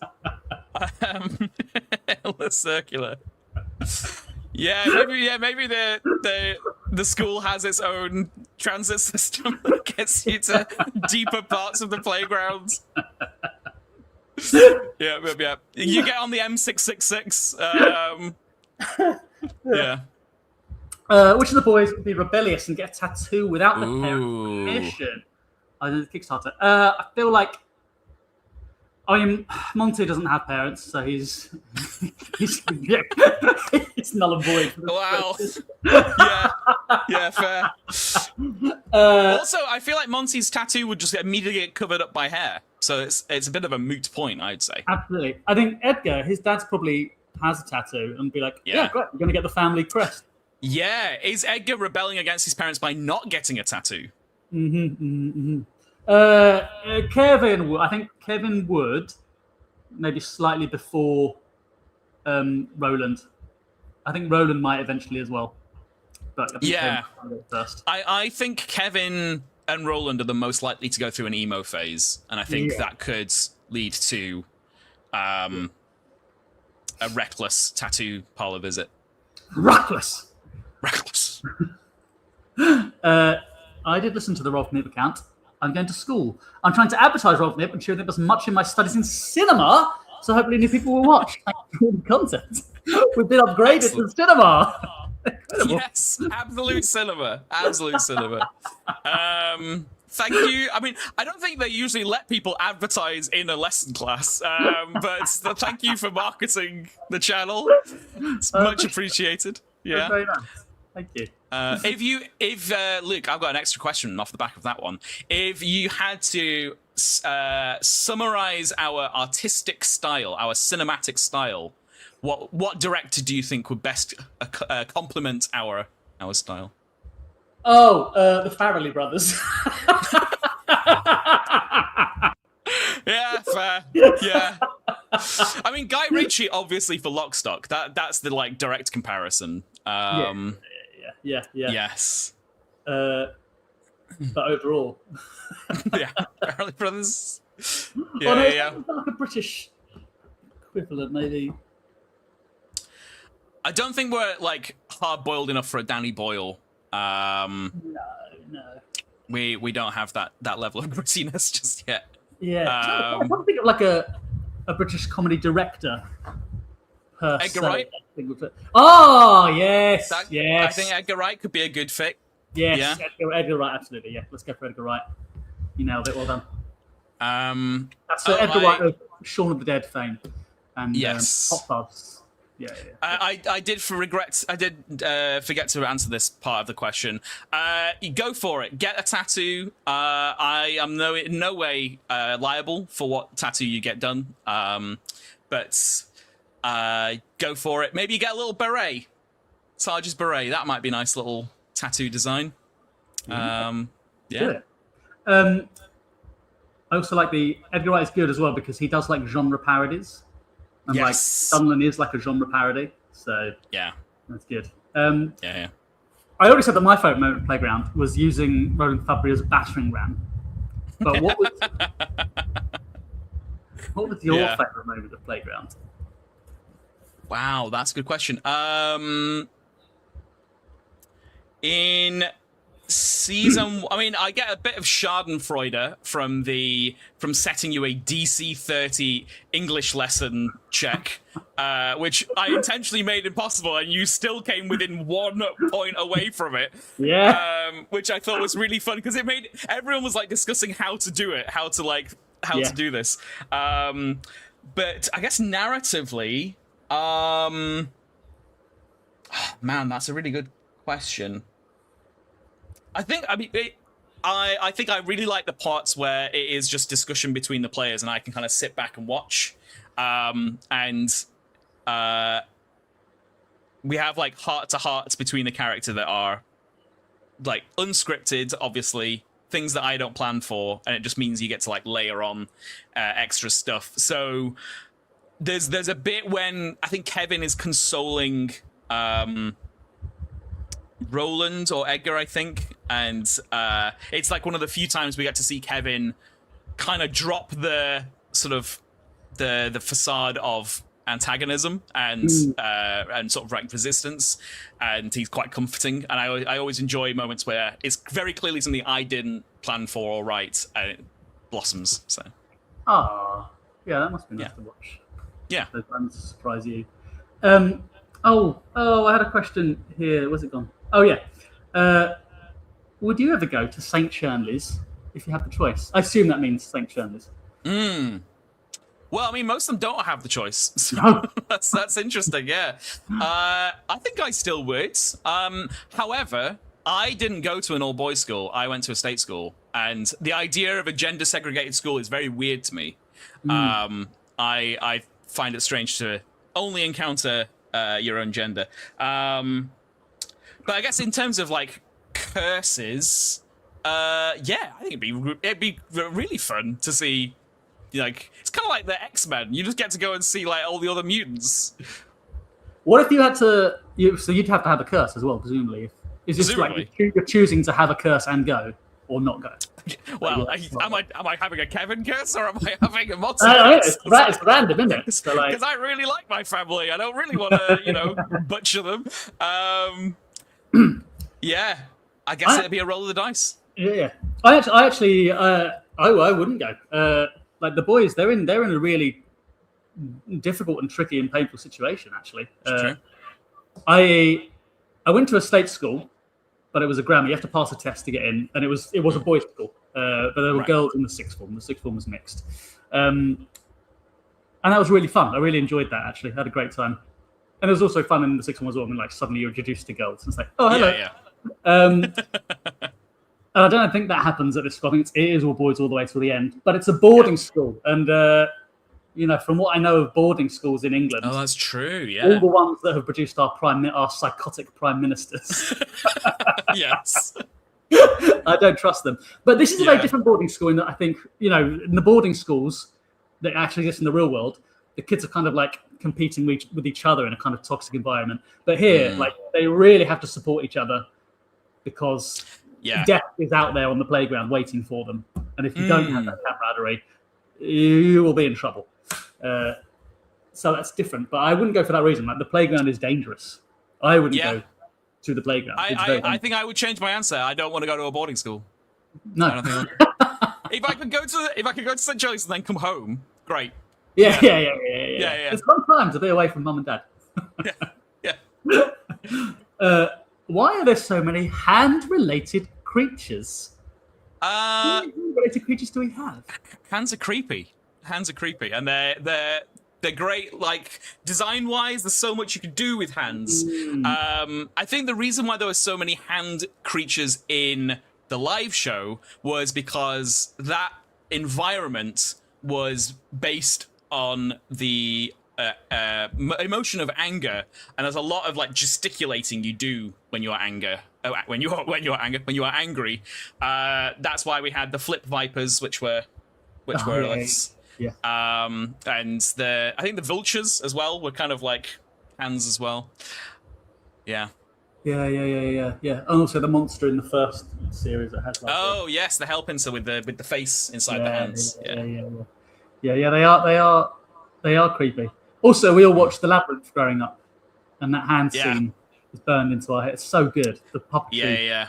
Oh, I love that scene. It's when I'm coming up with the creatures for Playground, it's always just like, how can I do like a body horror that hasn't been done before? So, yeah. What's your favorite body horror film? I mean, one of my favorite films of all time is The Thing. That is. I haven't watched that yet. I've only watched the Pingu recreation of it on the internet. Well, Luke, you're in for a wild ride. There's far fewer penguins involved in the original, so yeah. I got shown that movie way too early for me to like be old enough to watch it, and it's a masterclass in tension, in practical effects, in you question everything that happens in every scene. It's just rich with paranoia. Yeah. Oh, I'm gonna add that to my list of things to watch. I've heard that apparently the kind of what's happening is explained in the first 2 minutes, but it's because it's like a transmission in Norwegian. Yeah. So if you were a Norwegian watching, you were like, oh, that's weird. I know exactly what's happening. It's hilarious. Like, they literally spell out what's wrong with the whole film in the first like 2 minutes, but with no subtitles. So yeah. Are there other St. Chandler's type schools in other countries? I would hazard a guess that if there are, we don't know about them, and probably not. I think that in the law, wasn't it that like an ancient curse was put on the land of Britain by someone or something? In the first class that the boys went to, Mr. Hinks explained that the original name of the curse was the Englishman's curse. So, you don't know if there are other schools out there, but the curse that the boys have was originally the Englishman's curse. So, it is very localized. Very localized, actually. Should there be Welsh characters in this? I have accounted for that, but we haven't uncovered that lore just yet. So much lore, the back lore. Don't worry, Wales. I am not including you in England. That's you are still your own region. What else we got here? Does Kevin finally visit Disneyland? Well, I mean, it doesn't happen in Series 2. Who knows if it eventually will happen? I think that could be... Or if he will want to by the time that it can happen. I think it could be an incredible live show if we did the boys get sent to Disneyland. Maybe it's like a cursed Disneyland as well. Yes. Yeah. Yes. I would love that. And everything is legally distinct from Disney properties. There's Ronnie the Rat. There's Gaffy the dog. Yeah. Did you record season 2 straight after season 1? Absolutely not. We did Lock, Stock, and Two Smoking Fireballs in between, and then we did the live show, and then we did season 2. Yes. Is that right? Yeah. Yeah. No, a bit of a gap, which was necessary. Is there any chance young Sarge will be in the 90s one shot? She's too young. She was in her 30s, early 30s, I think, when we did season 1. So she will be a wee baby at that point. So she wouldn't be at the school. But also she's a woman. She's a no full-ass woman with no curse. Yeah. That's School for Boys. Will there be more live shows for Playground? Because there will be the War for Dunland live shows ongoing. Yes. But for Playground, I would like there to be. I would like there to be, yeah. I think you get a particular kick out of the live shows, don't you? Because you love the repartee. Yes, I do. I mean, I would also like the studio shows as well. I like them more when we don't have that pressure of time. Yes. Well, actually, one of my favourite moments in retrospect is understanding afterwards that actually the kind of battle scene that's happening at the end of Lock, Stock, and Two Smoking Fireballs, we didn't really have time to do it. So the mad move I make, throwing the thing, speeds the whole thing up. Yeah. You can't see me tearing pages out of my plan to try and get to the end faster, but that certainly helped. Yeah. I think it did add a level of desperation to things, though, because we were glancing at the clock the whole time. Yes. Whose backstory is your favourite in Playground? Do you know what? Edgar Allan's is really good. It's really fun. The whole watching that scene, those characters specifically, the dad and the granddad. Yeah. Scholastic Book Fair invented it. Pretty funny. Yeah. The image of the motorbike with the sidecar and then with a smaller sidecar on the sidecar was very silly to a very Roald Dahl extent, and that was Roald Dahl and Terry Pratchett were my inspirations for Playground a lot of the time, and I picture all of those introduction vignette scenes as Quentin Blake illustrations. So the image of Kevin's parents having a crowded dashboard full of Disney plushies, and then he is on his own in the back seat, I think is quite a good sort of image. Absolutely. But is that so? Who's your favourite? I do very much like Roland's as well, because there's something very Terry Pratchett about a countryside cult who are so obscure even their own god doesn't know they exist. Yes. Yeah. That's very good. Let's go back to these other questions.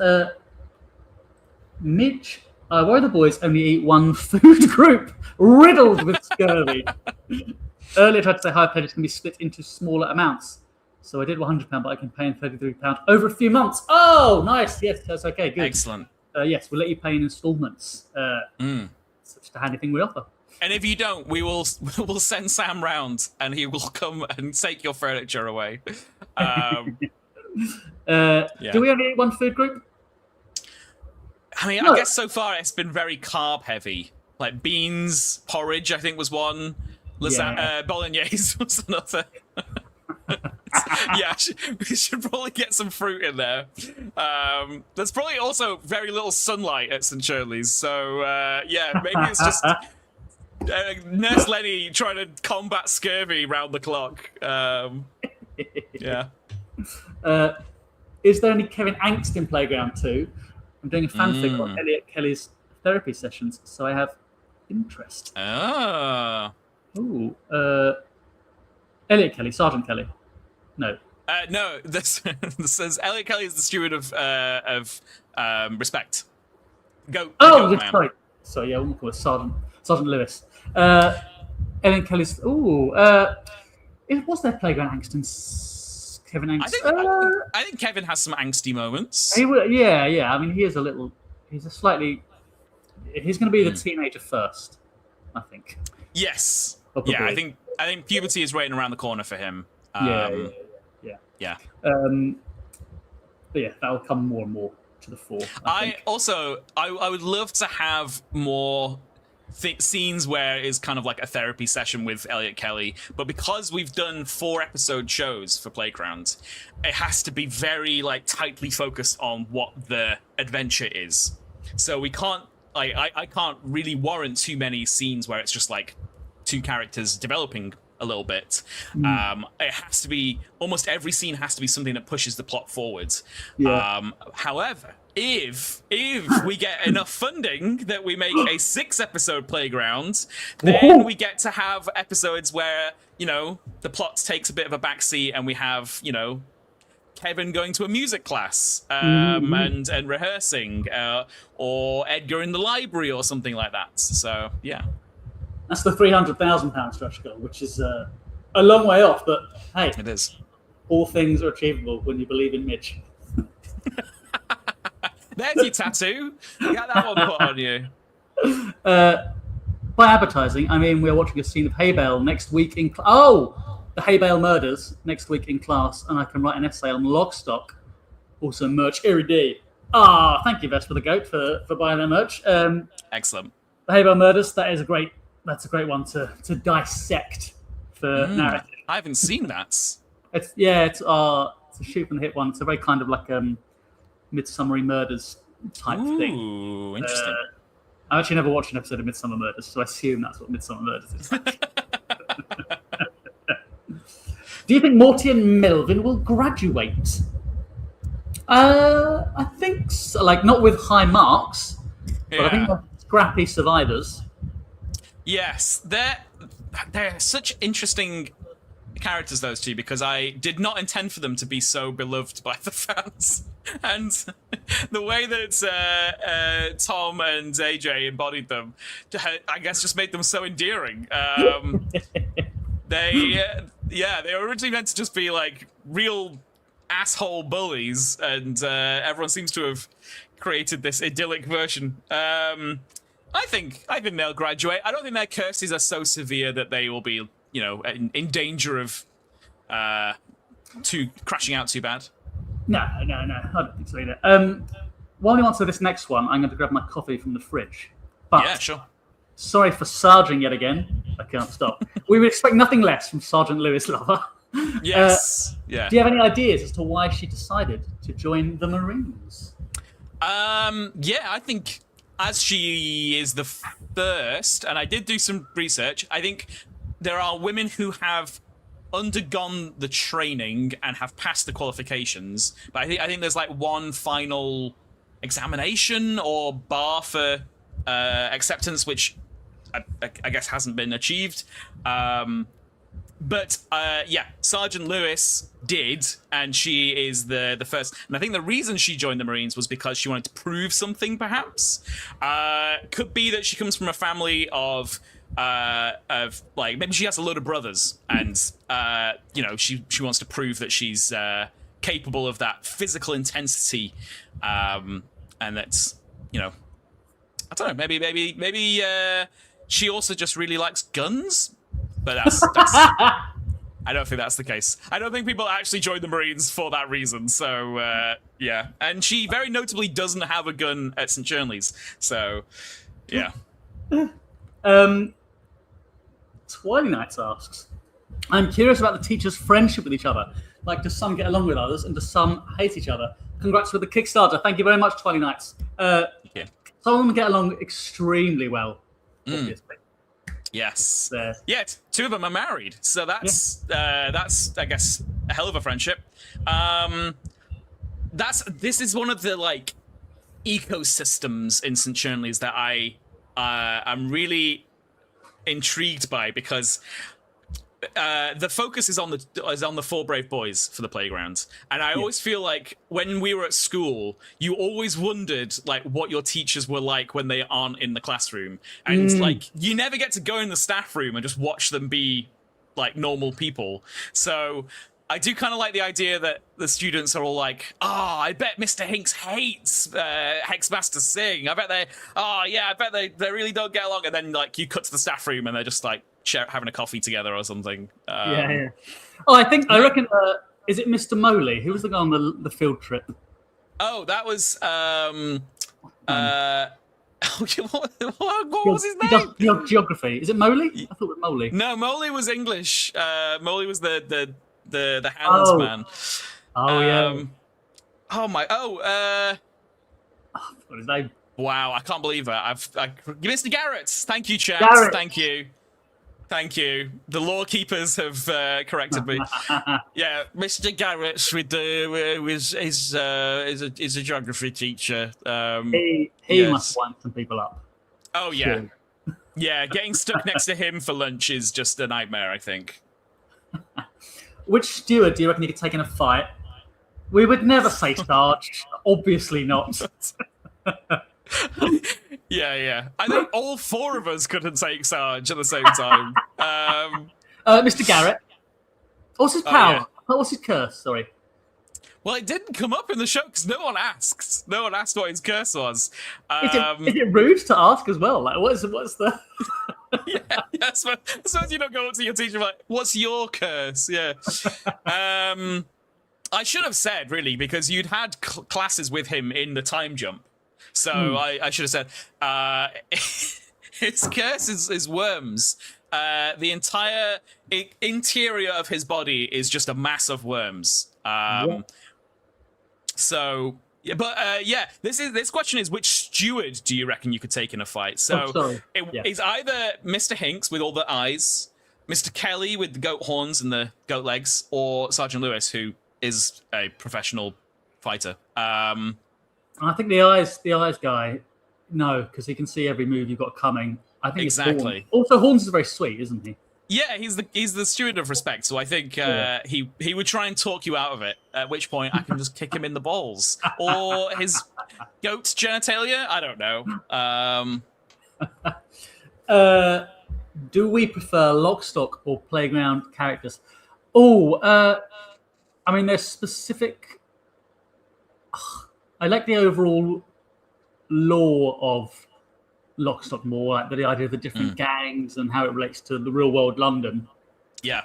But for the actual characters, I think I prefer finding out the individual curses that they all have and how they relate with each other. We've spent longer with them as well, so there's that advantage. So currently, for me, it's the Playground characters would edge that. But for the world, potentially Dunlop. I'm inclined to agree. I think what was really fun about the Lockstock characters was that we got to play with a longer timeline because they were adults. So, we got to have a bit more backstory. We got to overlay those backstories as well. Whereas Playground, you watch their first interaction with each other. So there's nothing that precedes that. But I think there is something very freeing, and you correct me if I'm wrong here, Luke, there's something very freeing to playing a character who is literally growing up, because you get to like show the arc of that development. Whereas, like, take Carlos for instance. Obviously, he develops over the course of the show, but he's like an established, grown-ass man. So yeah. Because this is interesting as well as how much how many series we would want to make of any particular thing. I'm very wary of I do prefer, for instance, with sitcoms, the kind of British approach where it's like 2 and a special, Christmas special, and you're done. Versus like the kind of long running thing where it kind of peters out and you feel like you're repeating material a little bit when you're getting into season 12, 13, 14. 100%. But for the boys at Playground, it has a bit more of an inbuilt thing of you're tracking their journey through puberty. So I feel like that one I would be happy to go on for longer. I've moved on from this question that we were answering. I don't know why I went into that. Just came to me. Boho Librarian, thank you for the mystery gift. Ooh. 650 jewels? Mm-hmm. Wow. Do you think Sing made the Tottenham? Made the Tottenham? What does that mean? So this is the cake at the end of season 1. Yeah! I didn't realize when I was kind of envisioning this. When I had that cake at school, it was just called pink cake, and it was just those tray bake, 3 inches of Victoria sponge, and then 0.5 millimeter of pink icing on top. But then I was like, oh, does it have a name? So I researched it, and I've never heard someone call it the Tottenham cake, but apparently that's its name. Yeah. Really?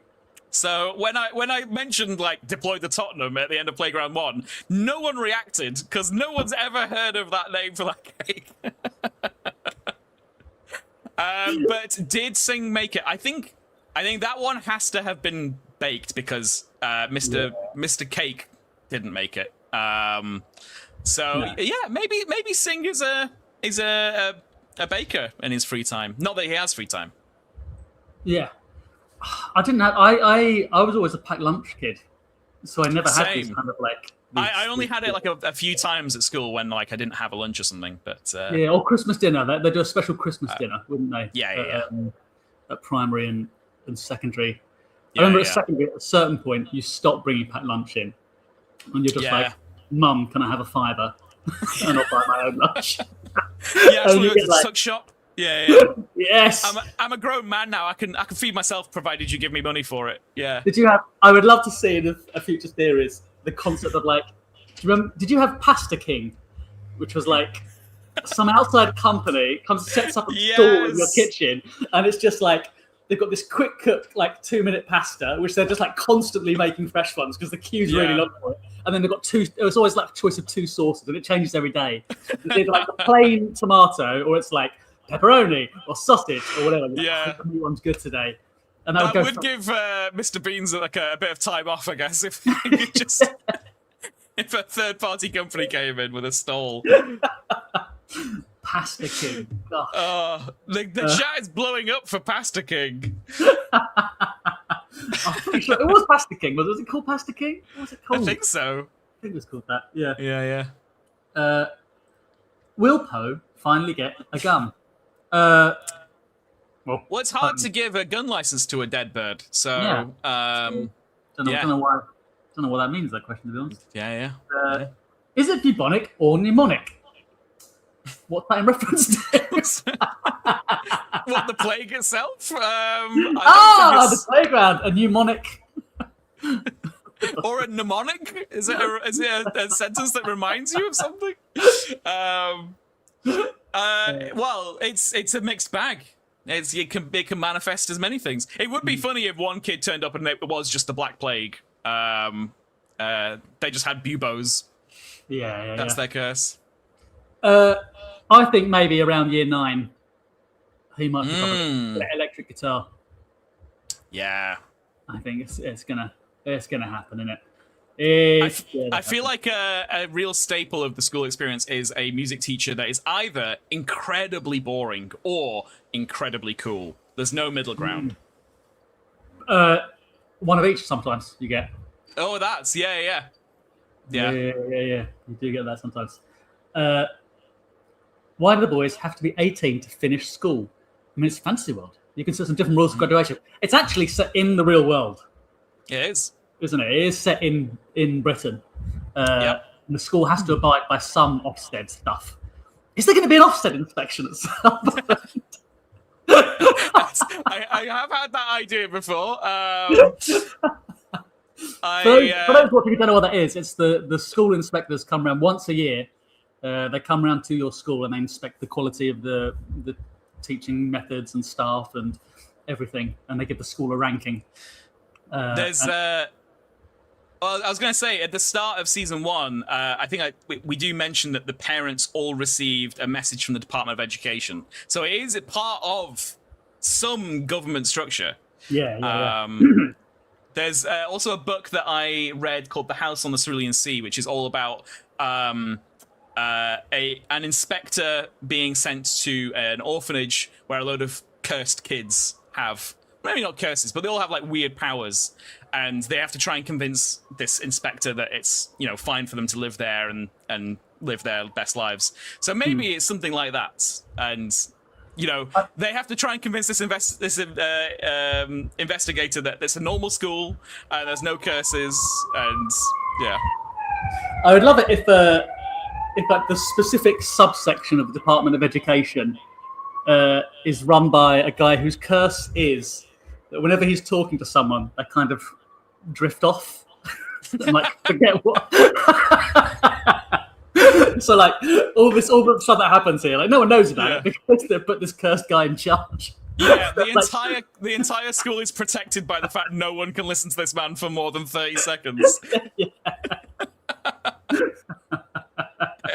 This is gold. Thanks, Luke. I'm going to jot that one down. Yeah. Yeah. Look at this question. This is a good question. Wow.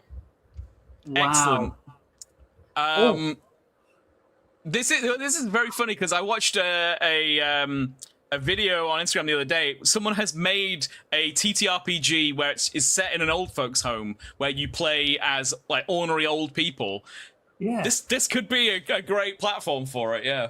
Yeah. I mean, this makes sense because obviously, like, as you get older, if you get Alzheimer's, you kind of regress a bit and lose control of your perception of reality. You would kind of need it.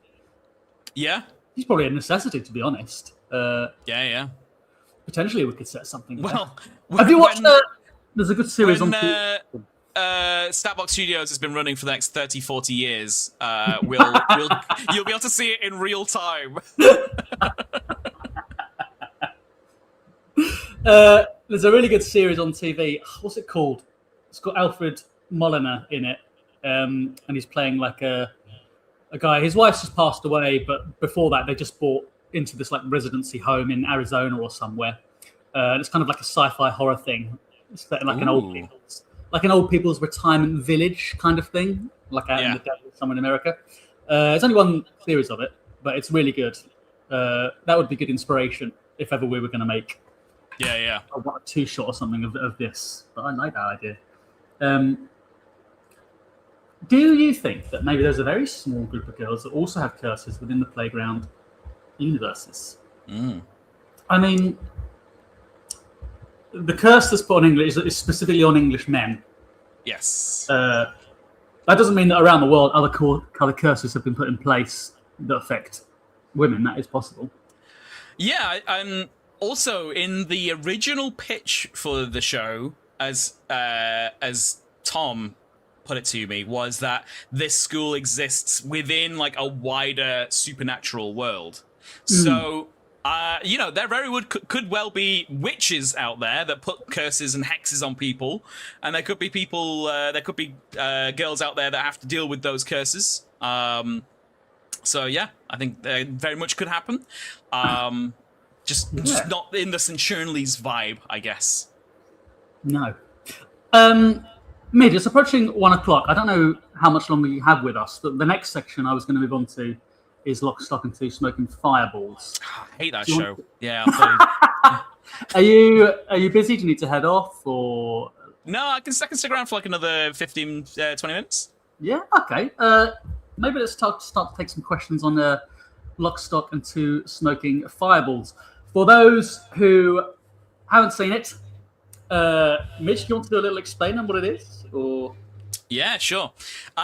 So it is a reflection or refraction of London, the city that we know and love, through a sort of fantasy lens, but with in a nutshell, it is D&D as directed by Guy Ritchie. So it is rich in all of the gangster tropes, the crime thriller tropes, the heist tropes, with a little bit of D&D fantasy blended in for a little bit of sweetness. And lots of riffing on London landmarks and sayings and traditions, but with the pulse-pounding action of a Guy Ritchie movie. nice, exactly what it is. We've got one series of it. It was kind of a one-and-done thing, but it has inspired War for Dunlin, which is our live series set sometime after the events of Lock, Stock and Two Smoking Fireballs. Yes. And the city has been heavily affected by what occurred in the final episode. Yeah. With the new characters in that one as well.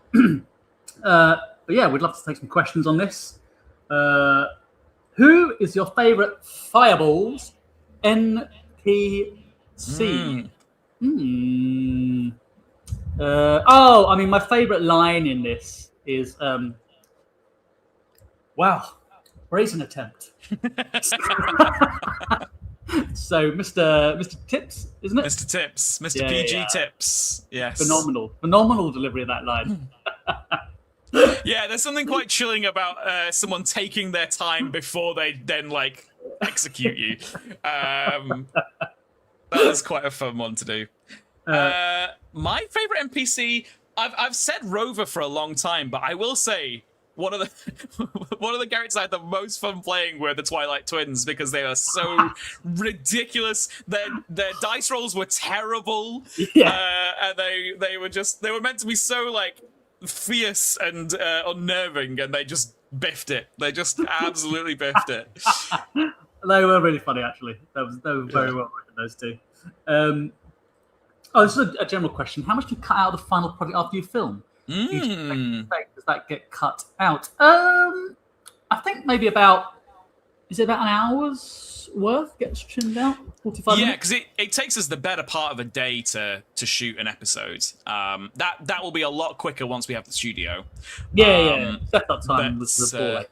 Yes. Yeah. But yeah, I mean, there's a few fluffed lines which get edited out. So all of the people that watch the short reels, and it's oh look, the DM messed up. Everyone messes up. It's just that those are the only ones that they show you. So Sam and I have been, busting our asses to make great stories for you, and then they just clip the outtakes that we make. And they put that on socials. No one sees Luke's watch going off on a recorded Force of Extinction stream. Hey, no, they did see that. They definitely did see that. Yeah. That watch is in the bin now. Don't worry. It kept for 2 months after that. It would go off every day, and I would be like, I should really Google how to stop this. Keep forgetting. What is the purpose of it if it's just going to beep every 2 hours? No, because I turned it on by accident to beep every day, and I couldn't get a random time. So I was like, nothing's happening at 2:00 in the afternoon. Okay. But the strap broke the other day, so I had to bin it. I was about to say something else. Oh, yeah, also, the DMs are more likely to make mistakes because they have to say so much more, and they've got pre-written bits they have to get through as well. Whereas we're improvising, and you can pause it for the flow of it so you don't fluff your words. So they're more likely to make one. One more thing. What was quite fun was when we shot the trailer for the Kickstarter campaign. It was the first time you guys had to learn lines for a while, which was quite funny. I remember Tom pacing around trying to remember his lines. Yes. I was pretty good. I just I got the timing wrong of opening the door. Kept getting that wrong. That was all. Yes. But the lines were pretty solid. But I'm more used to learning lines than Tom. Midge, which Lock, Stock NPC was the most fun to play? again, it might be the Twilight Twins. Magpie was a lot of fun as well, getting to sort of chatter away and do wheeling dealing bits with him. Yeah, I'd say the Twilight Twins were probably the most fun to play there. In this world, I really enjoyed watching. It's at the opening for War for Dunderland, the kind of character Midge does right at the start. Oh yes, I'm gonna love seeing that guy back again. Luke, how are you destroying the dice? I will decide. Yeah, do you know how you're doing it? Or? No, I think in a later section of this stream, I'm going to read through some of the suggested comments. I'm going to find where they are and go through some of them and posit some ideas. But it needs to be something grand, I think. Today you're going to sentence them, yeah. Let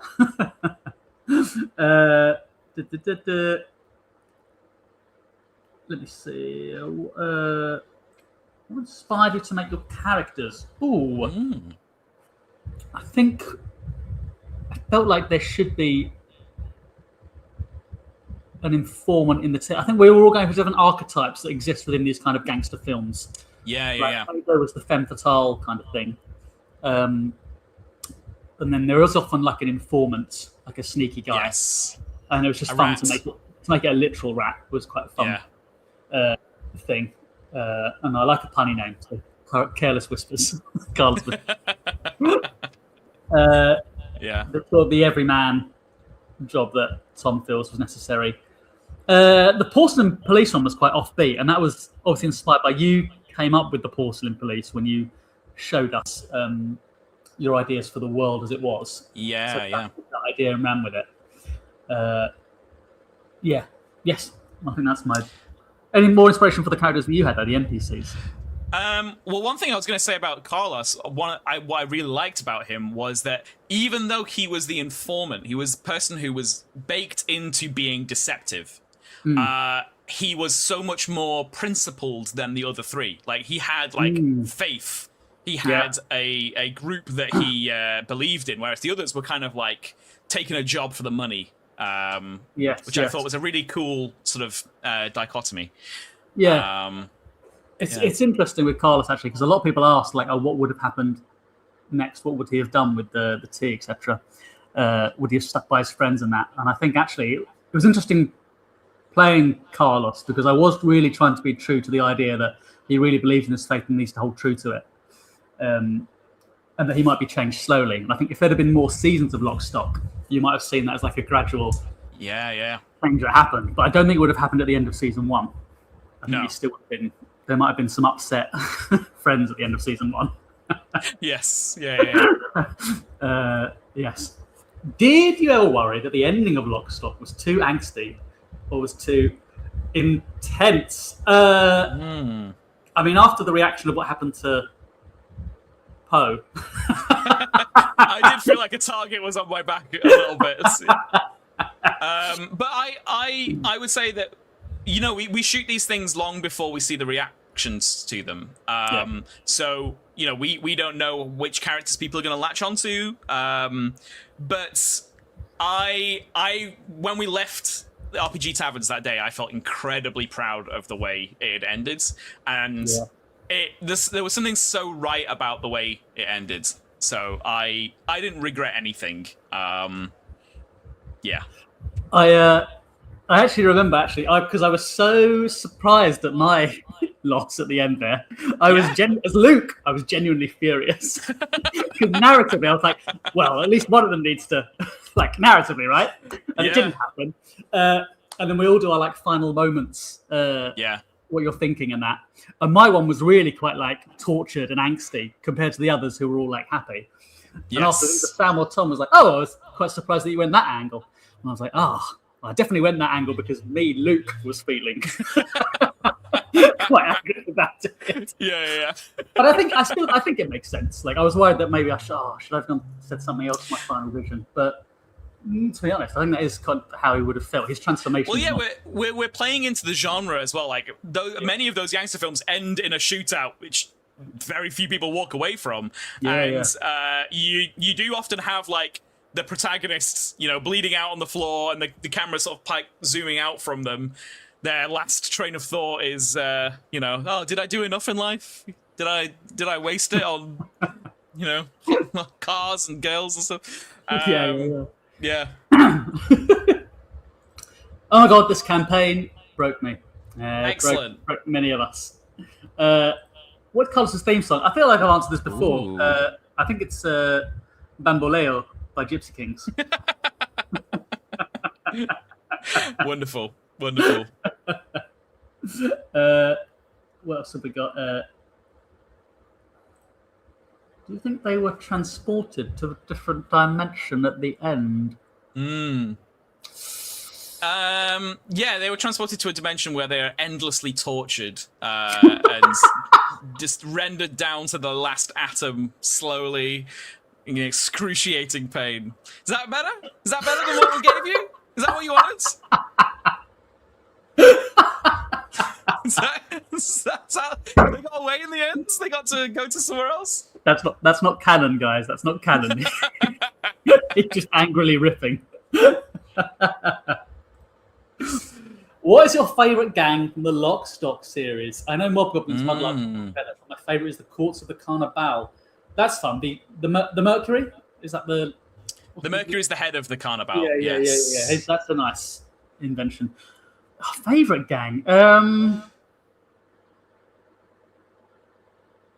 Tricky. Have you got a favourite?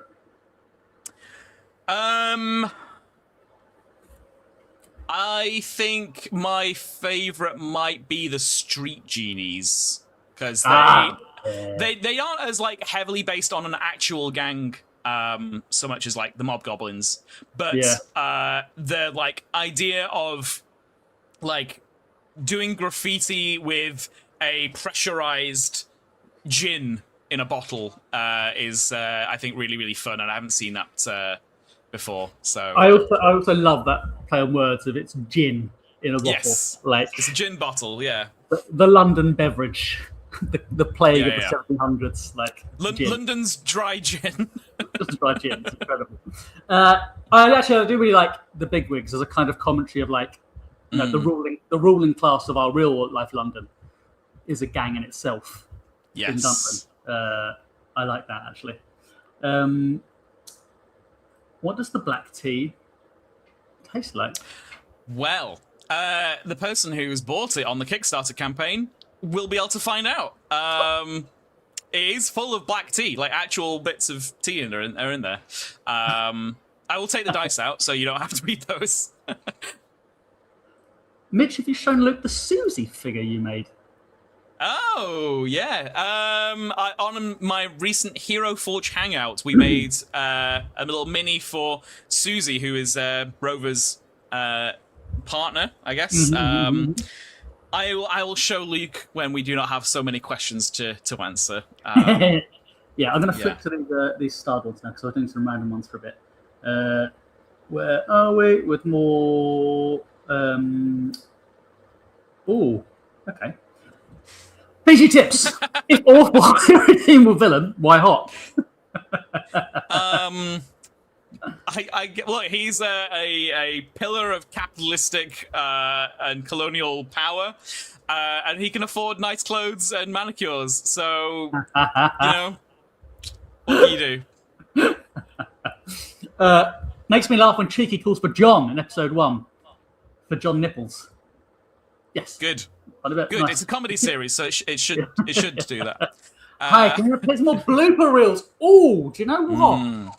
That's not a bad shout, is it? Especially for the Patreon. Nice bonus content for our that would be fun. Supportive Patreons. I really enjoyed our behind-the-scenes footage from the live playground show. That was really fun. Yes. I'm curious about how the auto-death rolls would affect the other characters, since it made Pete crumble more and more each round. Would have made them age quicker more and more or something? Ooh. Yeah, maybe. Yeah, because I guess Pete was quite resistant to it because he was made of like literal metal and super porcelain or whatever. But yeah, if Carlos had sipped the tea, how would you have acted out him sort of like fading away turn by turn? Yeah, maybe getting older would have been. Would I have done that? Or does he like liquefy into the flow or like into black tea or something? Yeah. Maybe liquefying into the flow. Let's hit the T. Yeah, Or maybe does he it's turn like, ghostly like his magic? No, I think He's like I think it's full probably ghost. burning like acid. Like, Oh my god! yeah, I think it'd probably be something like that. It's bit by bit. Damn. Yeah, I think Well. that's what it would have been. Dark, painful. Yeah. Like it's painful for porcelain. Don't do drugs, kids. Don't do drugs. At the end of Lockstock was Carlos disguised as a genie. What was that disguised as? Oh, you were dressed as a street genie to get into the auction. Yes, so, I would have been looking yeah. like that. Yeah, I guess. Which kind of ruins all the fan art of that last moment, but yeah. I think maybe you dropped the disguise when we went into combat, perhaps. So Yeah, I reckon. Probably wore off those other spells and things I was doing. Yeah. My concentration. Yes. Right, some more ones. What have we got here? This. Okay, we'll fill up one from Playground. This isn't a Lockstock question. Sorry, you should be sorry, Maria Queen Shard 37. Yeah. But then we find out more lore from the Playground, like why they're cursed in the first place. You'll find out lore bit by bit, I would think, wouldn't you, as they're released? Yeah, a little bit. I mean, I'm very eager to keep the focus on the four brave boys with the Playgrounds. It'd be very easy to just be like, here's the history of St. Churnley's. But I thought one of the most entertaining parts of Playground was always the bonds between the characters. So that's what I had focused on. There's a little bit of lore that comes out of it. Sure. Mitch, how much do you enjoy seeing the players square? Great question. So many random fandoms.1. I do like seeing them squirm because it pushes them to trump what I have in mind. So you've got to get the best out of them. You got to squeeze the juice. Yeah. I enjoy watching other players squirm. That's why I piled into Tom when he was doing his Mission Impossible. He got so annoyed. I was like, better for story. What fun. Yeah. What's your favourite reference that was made? Easy, the Sillet Bang joke. That's really good. I enjoyed actually in the moment coming up with the Cistern Chapel, and you were like, yes. Yeah, that was utterly galling to me. That was staring me in the face. Yeah. I didn't pick up on that. Yeah, very, very good. Yeah. What's your favourite reference that you've done? The Sillet Bombarda. Celine de Bombarda was and it being from Saint Bartholomew Scott. That was, and also just the in the edit seeing Sam's reaction as you see the cogs turning and also all of the theatrical references from the Twilight Twins was quite fun. Those are very good. I actually really enjoyed as well. The other three didn't clock it, but Officer Delft. Yeah. Very good. Famous porcelain sort of powerhouse. Yeah. Yes. In Holland, that's why I knew it, and the others didn't. Yeah. Do we have an audio editor that puts all the vocal effects, S-effects, and music in post? Yes, it's Teo. He edits. Although for Lockstock, I think it was the editor for 12-Sided Studios. Okay. Sorry. Yeah. Yes, a separate editor. To Teo. What else we got here? After what happened to Cheeky at the end, does John Nipples live? Considering his chick is familiar linked to him. I'm not sure what the canon decision. we did make a T-shirt which says John Nipples lives, so I think we've committed to him being existent after the fact. So yes, John Nipples is alive, and he also does live with Tom Mayo now. So yeah, true. Yeah, that's true. And he's healed his third eye because he's not a part of Cheeky per se, and not familiar in that sense. He's just like an associate animal. Yes. How much of Dunham was affected by the black hole thing? Did it ever stop? Because otherwise it would eventually consume the world. If only we had a live series that would answer all your questions. No spoilers. Yes. What else we've got? I don't want to keep you forever, Mitch. Yeah, I'm going to have to head off. I'll take maybe one or two questions more. Sure. Are the Wolf of Dunham shows going to follow the same characters? Well, if you've seen Look, stock, and two smoking fireballs. Bold of you to assume that would be followed up.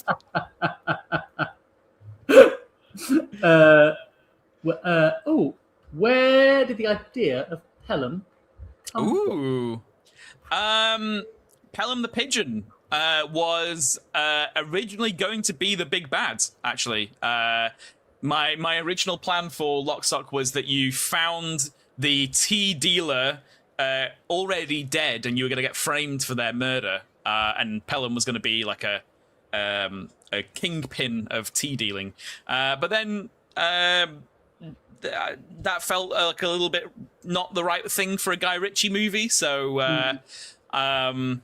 we ended up having PG tips instead. But yeah, I mean, you can't really do a story about London and not have a pigeon involved if you're going to have animal characters. So needed at least one, and you know, wanted to make sure Sam wasn't too comfortable in his chair. So yeah.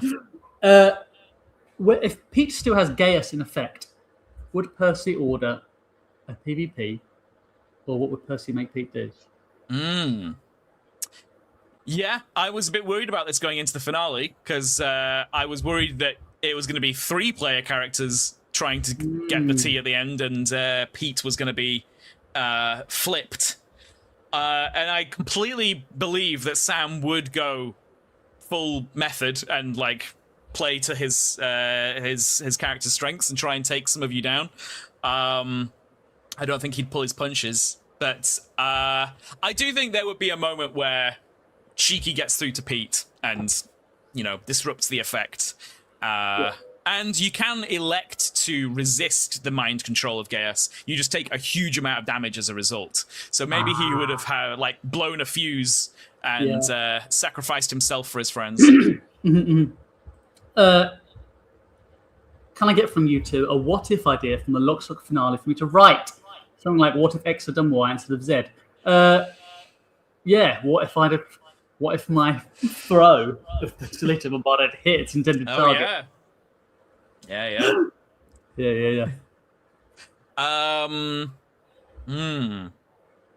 Or what if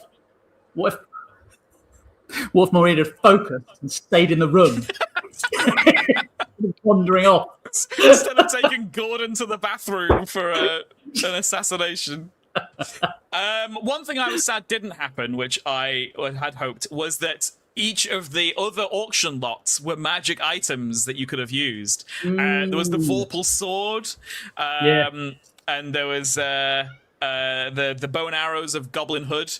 So I would have loved to have seen like each of you like pick up one of those and use them in the finale and dispatch some foes.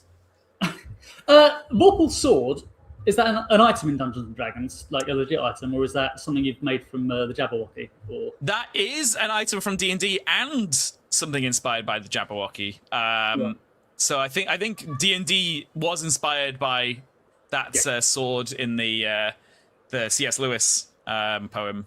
So what is the Vorpal sword? Because I don't know what that word really means. I don't know if anyone knows what that means. If it's just a nonsense word from the Jabberwocky. I think it's a bit of a nonsense word, but it's the rules of that weapon are that if you roll a 20, if you crit, you immediately decapitate the target. Snack. Snack. So you like, regardless of their health total, it beheads them and instant kill, I guess. Yes, very nice. Lewis Carroll, not C.S. Lewis. My mistake. Yeah, sorry. Aslan doesn't have a big sword that can take people's heads off. That's my mistake. And on that note, on that literature faux pas on my part, shameful literature student that I am, I'm gonna head off. But I will be seeing many of you later for a live stream yet to come. And I'll see you from the studio. Indeed. Thanks so much for joining us, Mitch. Bye bye. Adios. Bon voyage. Woo! I feel like that's probably a lot. Oh, no, you know what? I might take a few more questions on Lockstock and Two Smoking Fireballs. Either by myself